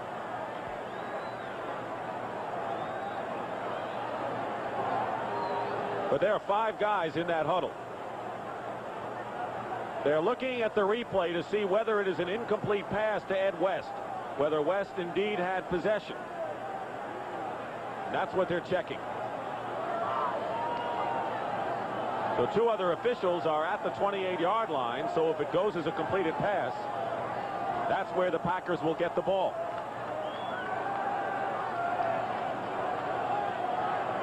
Let's take a look at it from the end zone. I don't know if we'll be able to see it or not from this angle. Coming right towards us. The ball low. Ed West goes down for it. Very difficult to see. I can't tell from that angle. Because his body kind of screened us from that side. And this is one of your longer looks.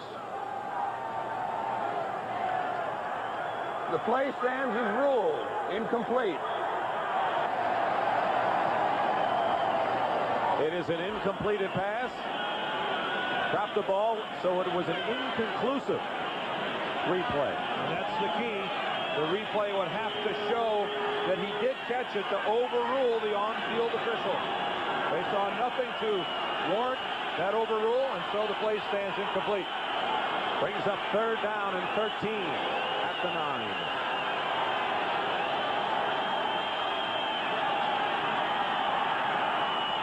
Randy Wright. And the pass knocked away, and flags fly again. And Eddie Lee Ivory was hit by Gary Reason. And it's going to be Lawrence Taylor roughing the quarterback. Lawrence Taylor just drops Randy Wright. A little frustration by LT, I believe. No sacks today for Taylor, and only 3 tackles. Fred Silva will sort it out for us. I'll tell you, Reasons gave Ivory quite a hit, too. He really did. But Fred Silva threw his own flag, and I know it's because Lawrence Taylor hit Randy Wright. And maybe Taylor understands. Who knows? We may have offsetting fouls as there's another flag downfield, but that's the one I saw. Got defensive pass interference. Will be declined. We have number 56, personal foul, roughing the passer, accepted, 15-yard previous spot, first down. Well, it might have been Reasons on one side and here. This is Lawrence Taylor. He's been stymied all day by Ken Rutgers, the left tackle. Out from the inside, another offensive lineman, Rich Moran, but that's clearly a late hit on Randy Wright. That's just poor judgment on Lawrence Taylor's part. First down after the 15-yard penalty at the 24 for the Packers. Kenneth Davis up the middle, and Davis gets within a couple of yards of a first down, maybe even less than that. And the stop made by Taylor and Kenny Hill. We talked about how the Packers have won only 4 games, and that's the lowest amount of wins in 9 years. And they've been trying to get off kind of a rut that they've been following the last few, Dan. And that rut is 500 football, as we see 4 out of the last 5 rather, at 8-8. Forrest Gregg, the last 2 you see there in yellow, where he was the head coach, he just felt that's not good enough. I'll have to make wholesale changes if we're going to get better. What they've done, they've gotten worse before they're going to get better. They have. Caruth will have the first down for the Packers. And the one thing that Forrest Gregg told us when he made those changes, and some big ones, including the likes of Paul Kaufman, he says, I have 2 years left in my contract, so I feel comfortable in making these big moves. Yeah, this is the 3rd of 5 years for Forrest Gregg, and a man who has won in other places. This man was a winner in Cleveland. He was a winner and a Super Bowl coach in Cincinnati, and the Packers have a great deal of confidence in Forrest Gregg. Maybe the best offensive lineman that ever played the game. Coming from you, that has a ring to it. Well, people have said it before me. 1st and 10 at the 35. Flag down, and Davis up the middle wide open, gets to the 43-yard line. Would be short of a first down by a couple of yards. Carl Banks, the primary man in there, and Gary Reason's also there. And another flag, and the Packers are pointing the Giants' way.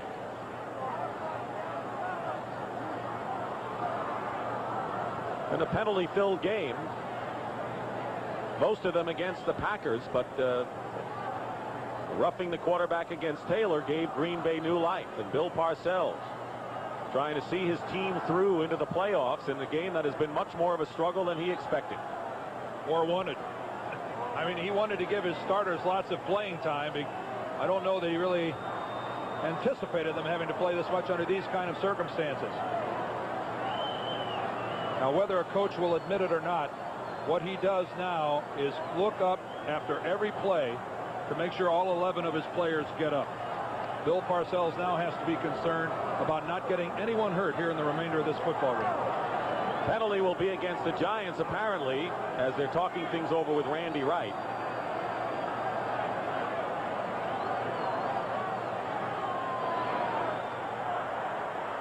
An illegal use of the hands to the face on the defense, a 5-yard penalty, but it's an automatic first down. You heard it. Well, it's on one of those 11 guys. Has to be. 1st and 10 at the 40-yard line. 12 minutes and 15 seconds remaining. 15 penalties in the game. Twice as many on the Pack. 1st down and 10. Randy Wright. And the pass picked off. Perry Williams with his 4th interception of the season will give the Giants possession in Green Bay territory at the 46.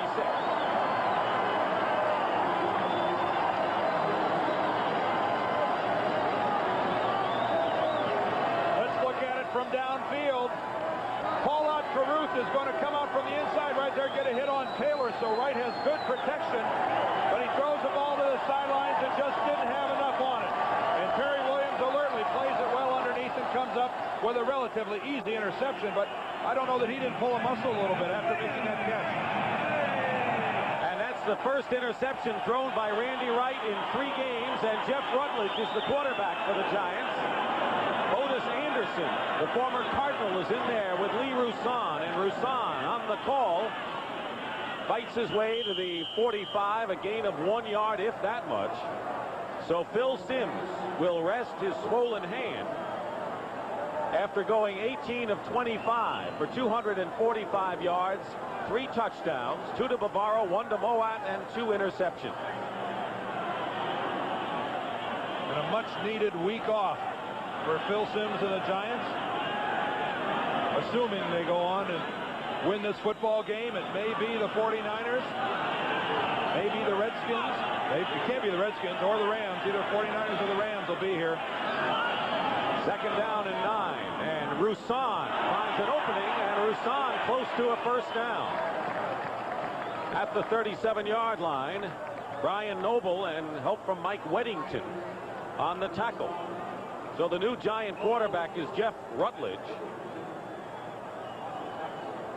who has completed his only pass this year for a touchdown. Former Ram is in his 8th season, and of course only 2 Giant quarterbacks active, and if there was ever an emergency, Tom Flynn would be the emergency QB for the Giants. 3rd and 2 at the Packer 37. And the call to Otis Anderson, and Anderson appears to have the first down. It is. And we asked Bill Parcells the other day about Otis Anderson's role, and he said strictly insurance. Insurance and a receiver.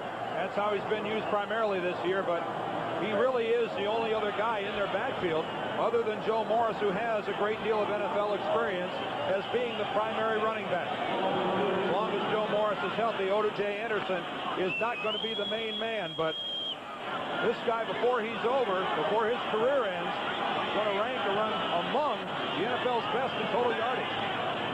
1st and 10 Giants on the Packer 36, and Otis Anderson falls down and gets a couple of yards before the Packers nail him. And so the Giants now 9 minutes and 40 seconds away from the best that they could do when they started this year going into the playoffs, and that is win their division title and have the home field advantage for the playoffs. And as Dan mentioned, in 2 weeks they will either play the San Francisco 49ers or the Los Angeles Rams.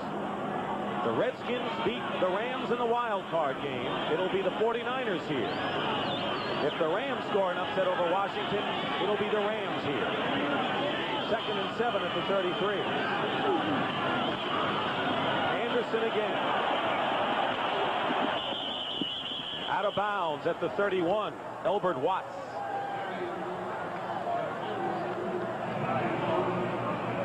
And nothing against the Greater Chicago Chamber of Commerce, but this game bears a lot of meaning to the New York Giants because they do not want to go back to Chicago.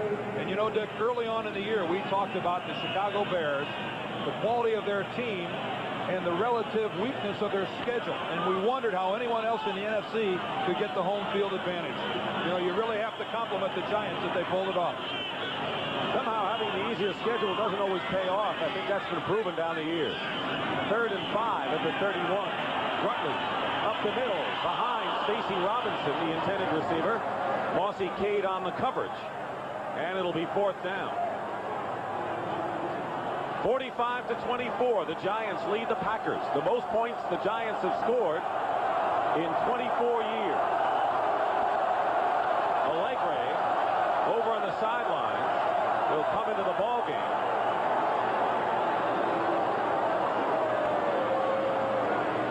He has kicked a 46-yard field goal today, and that is his longest as a Giant. And this one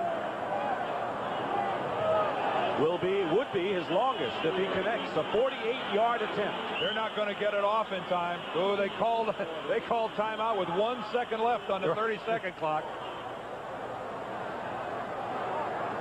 Packers leaving the game. Setting a record for the most wristbands you can get on your arm. Ken Stills looks like he has 10 wristbands. Tomorrow, the NFL Today kicks it off at 12:30. The Redskins against the Eagles, and Dexter Manley may be licking his chops, looking to overtake Lawrence Taylor and maybe even Mark Gastineau for the all-time sack leadership. And then it'll be the Bears and the Dallas Cowboys down in Big D. And Allegre, a lengthy one for him. 48-yard attempt. He's already made good from 46 yards. 10 of his last 12 have been good. And a fake. Rutledge will run for the first down. Inside the 15.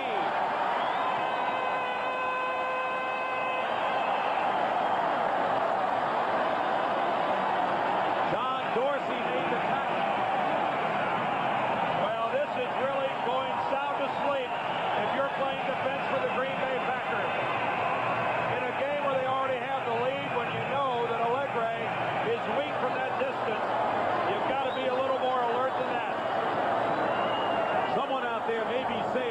45-24 lead. Do you do that kind of thing late in the game? Hey, you're serving notice to everyone you play in the playoffs. We'll do anything. 1st and 10 Giants at the 13. Roussan gives ground and is knocked out of bounds, and a loss on the play. Back to the 21. A loss of 8. It was Tim Harris with help from David Greenwood, but Harris in particular looks like he's going to be around a long time on the Green Bay defensive unit. He's going to be a great one, and he's already pretty darn good. An established, skilled pass rusher, 6'5", and he leads the Packers in that department, but a good heady ball player. I think we'll see him wearing the green and gold for a long time. We saw the 6 sacks, but he has 2 of them today, so that's 8 on the year for him. 2nd down and 18 with less than 7.5 to go in the 4th quarter. Not too many fans have left here. He waited a long time. Rutledge. Incomplete. Solomon Miller was the intended receiver, and Ed Berry just got over there in the nick of time. And that's a pass I think Jeff Rutledge would have preferred to have thrown about a half a second before he did. If he would have released the football just when Miller made his break to the sideline, that may have been a touchdown. As it was, he delayed a second already after Miller had taken the break, and that gave Berry time to react to the football and get in on the play. Give Berry credit, though. He recovered well, batted it away. 3rd and 18.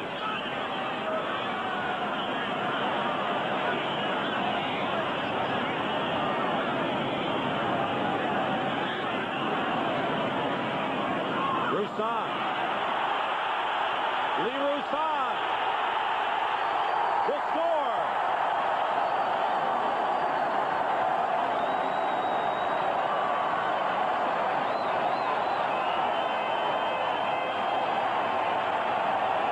Second touchdown today for Lee Roussan.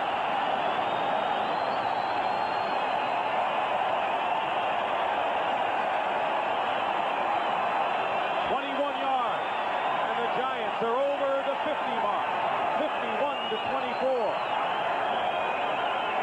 What an impressive pair of touchdowns for Lee Roussan today.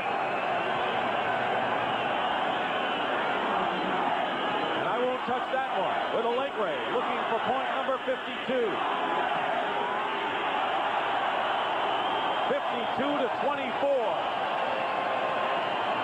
Lee Roussan, 21 yards. Take a look at it.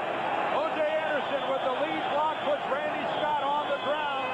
And that is the way you open up the middle. And Mossy Cade to the inside can't make the play. A big day for the Giants, and one that Lee Roussan certainly will. For the Giants, 52-24. And on the kickoff, Davis. Kenneth Davis is stopped at the 28-yard line. Christmas Day coming up. NBA action and college football. The Chicago Bulls, with the sensational Michael Jordan, who scored 50 against the Knicks the last time, starts it off at noon Eastern time. And we'll follow that up with the John Hancock Sun Bowl. This will be Washington against Alabama. Don James, Ray Perkins, live 2:30 Eastern time, right here on CBS on Christmas Day. 1st and 10 Packers at the 28-yard line.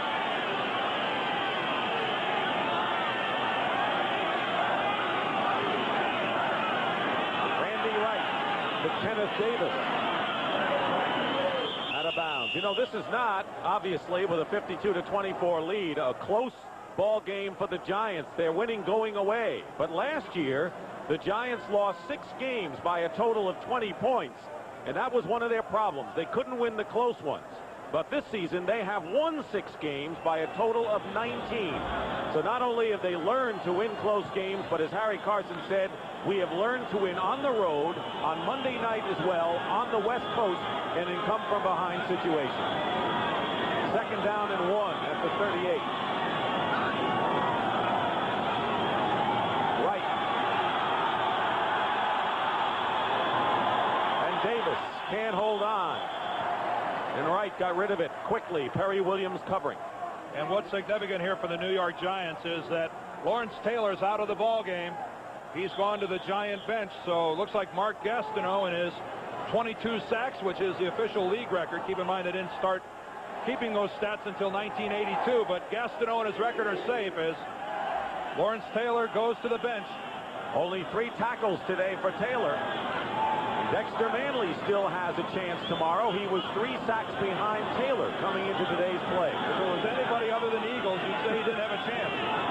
3rd and 1. Paul Otkaruth. First down, Packers. And the Giants, who normally play 17 or 18 men on defense, have brought in John Washington, a rookie from Oklahoma State, and Robbie Jones at linebacker. Washington up front. Greg Lasker, the rookie from Arkansas. And you talk about all the good depth the Giants have. Keep in mind that they traded Mark Haynes to Denver and Zimmerman to Minnesota for a bunch of second-round picks that have been translated into some of the names we've just mentioned. 1st and 10 Packers at their 40. Winding down to 6 minutes to go. Randy Wright still firing. Picked off by Pepper Johnson. And we'll have another 15-yard penalty, maybe 5, but it'll be a face mask in any event. Pepper Johnson, who had 2 sacks last week, a happy guy.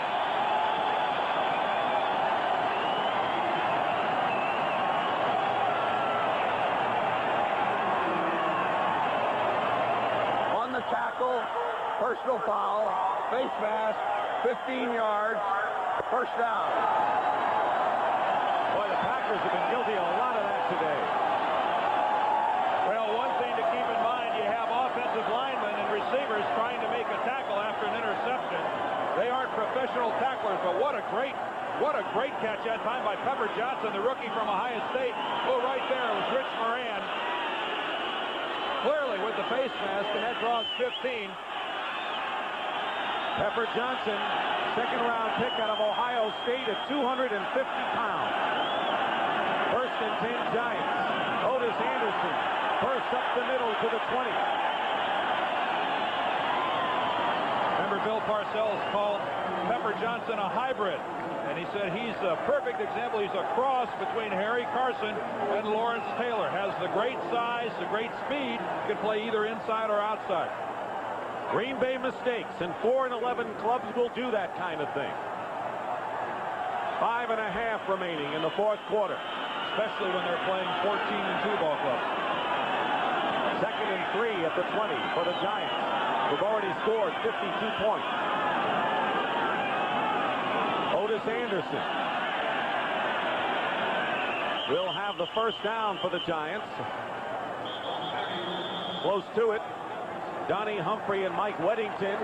It is a New York first down. So what this game has amounted to is a regular season coronation for the New York Giants, who at 14 and 2 and 9 straight to finish up the regular year will go into postseason. And looking ahead to a possible matchup down the road between the Bears and the Giants here, but the 49ers, the way they looked last night, may have a big say. 1st and 10 at the 16.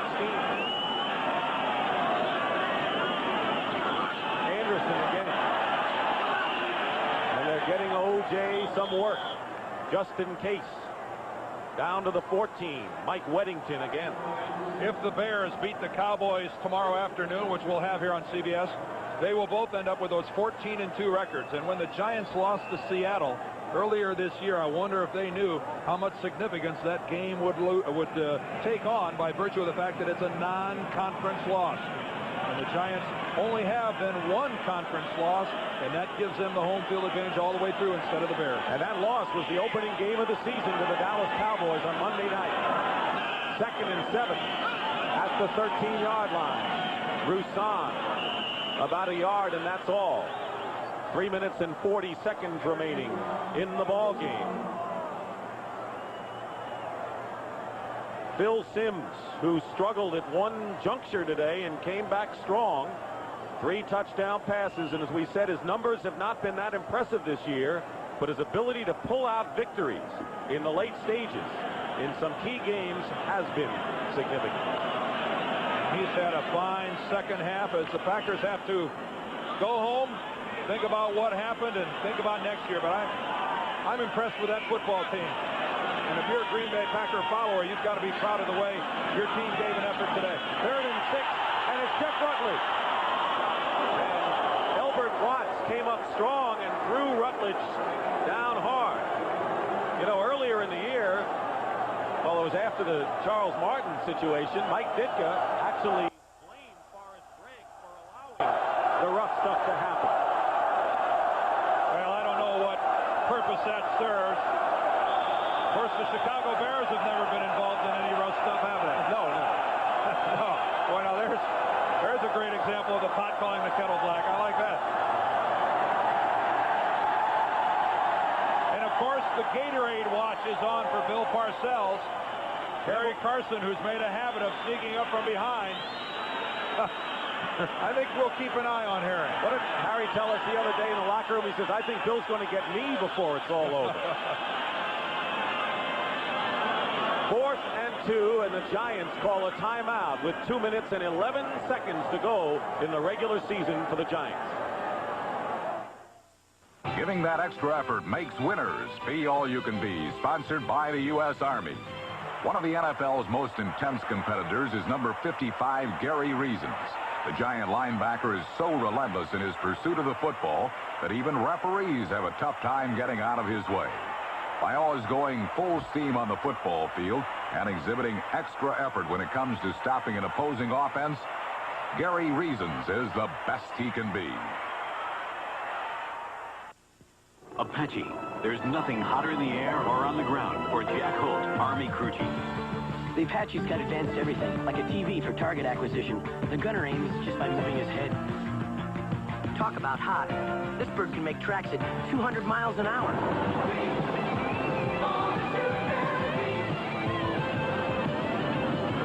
Now that's cool. No, that's hot.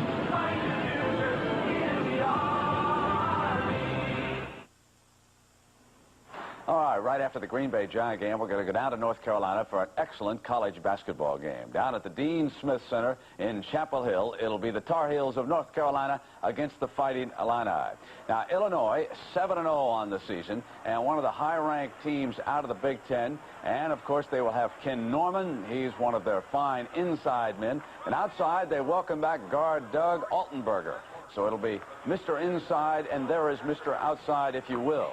The Tar Heels, they are loaded. One of the teams with a chance to go all the way to the Final Four. Their splendid floor leader, Kenny Smith, will direct things for Dean Smith. And that game is coming your way right after our football game. Reminder, tomorrow, 12:30 Eastern Time, the NFL today. And these are early games. Many of you will watch Washington as they fine-tune things for the playoffs. Now that they're breaking the huddle, let's send you back to Dick Stockton. All right, Brent, and Raul Alegre will try a 26-yard field goal. 4th and 2 with 2:11 to go. And Rutledge will hold for Alegre, who was kicked a 46-yarder today. And then on a fake, Rutledge ran for a first down.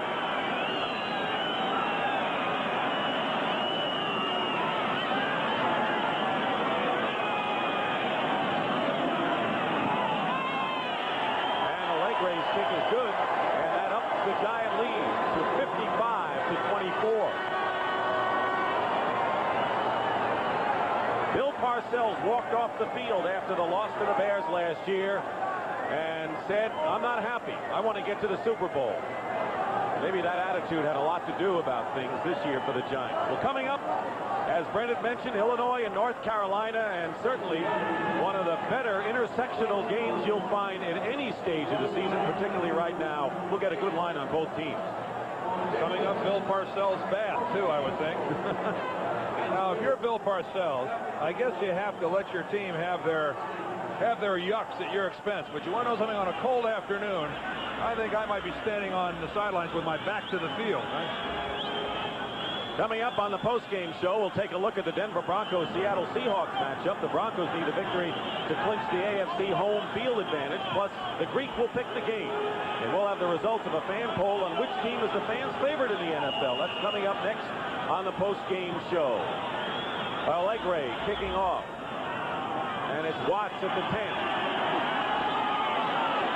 And Watts is down. Another penalty marker down.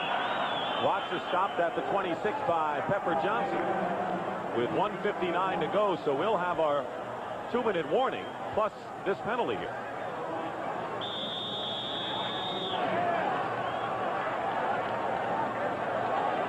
On the run back, number 99, illegal block above the waist.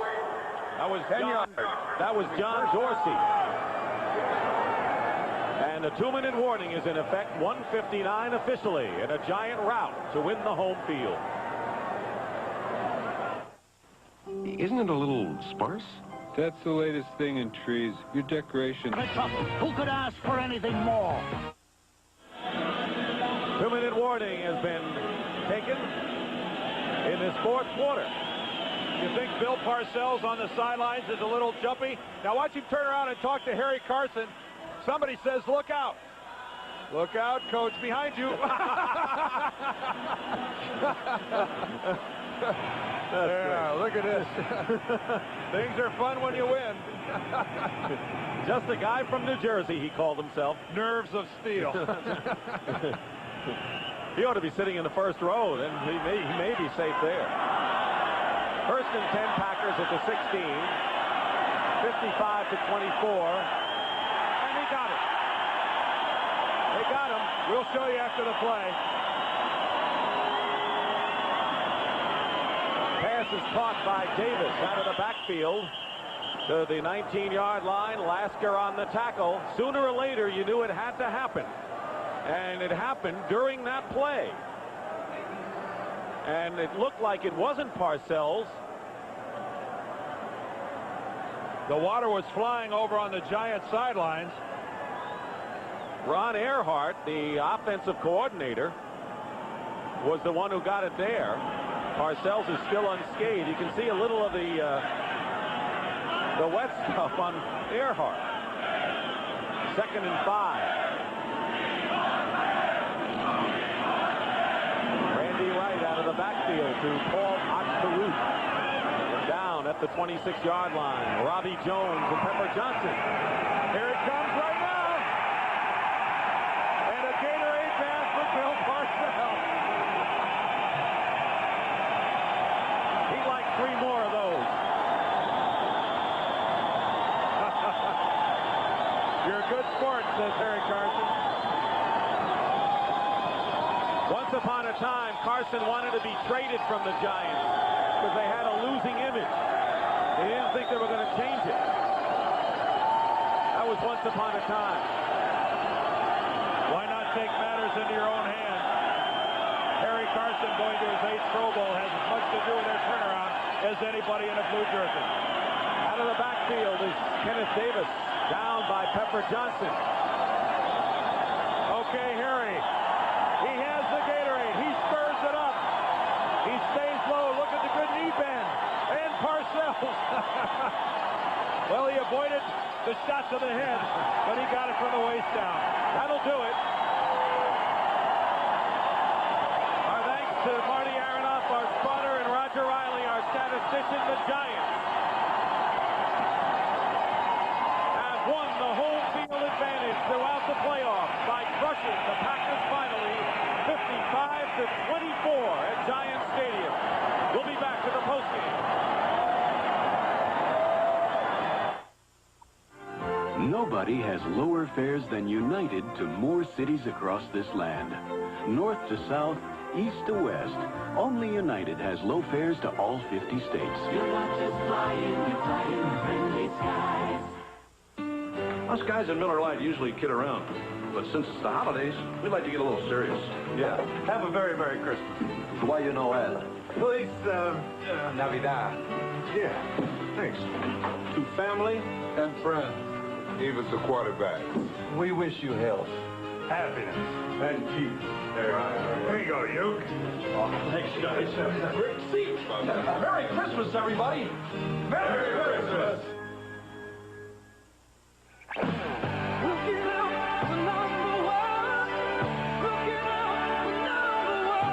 Toyota, looking out for you with a powerful new Toyota 4Runner. 4-wheel drive, room for 5, and an unlimited capacity for excitement. Looking out for you has made the Toyota 4Runner #1 in owner satisfaction. Who could ask for anything more?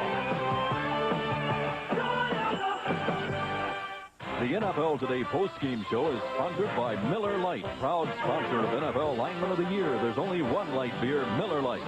Again.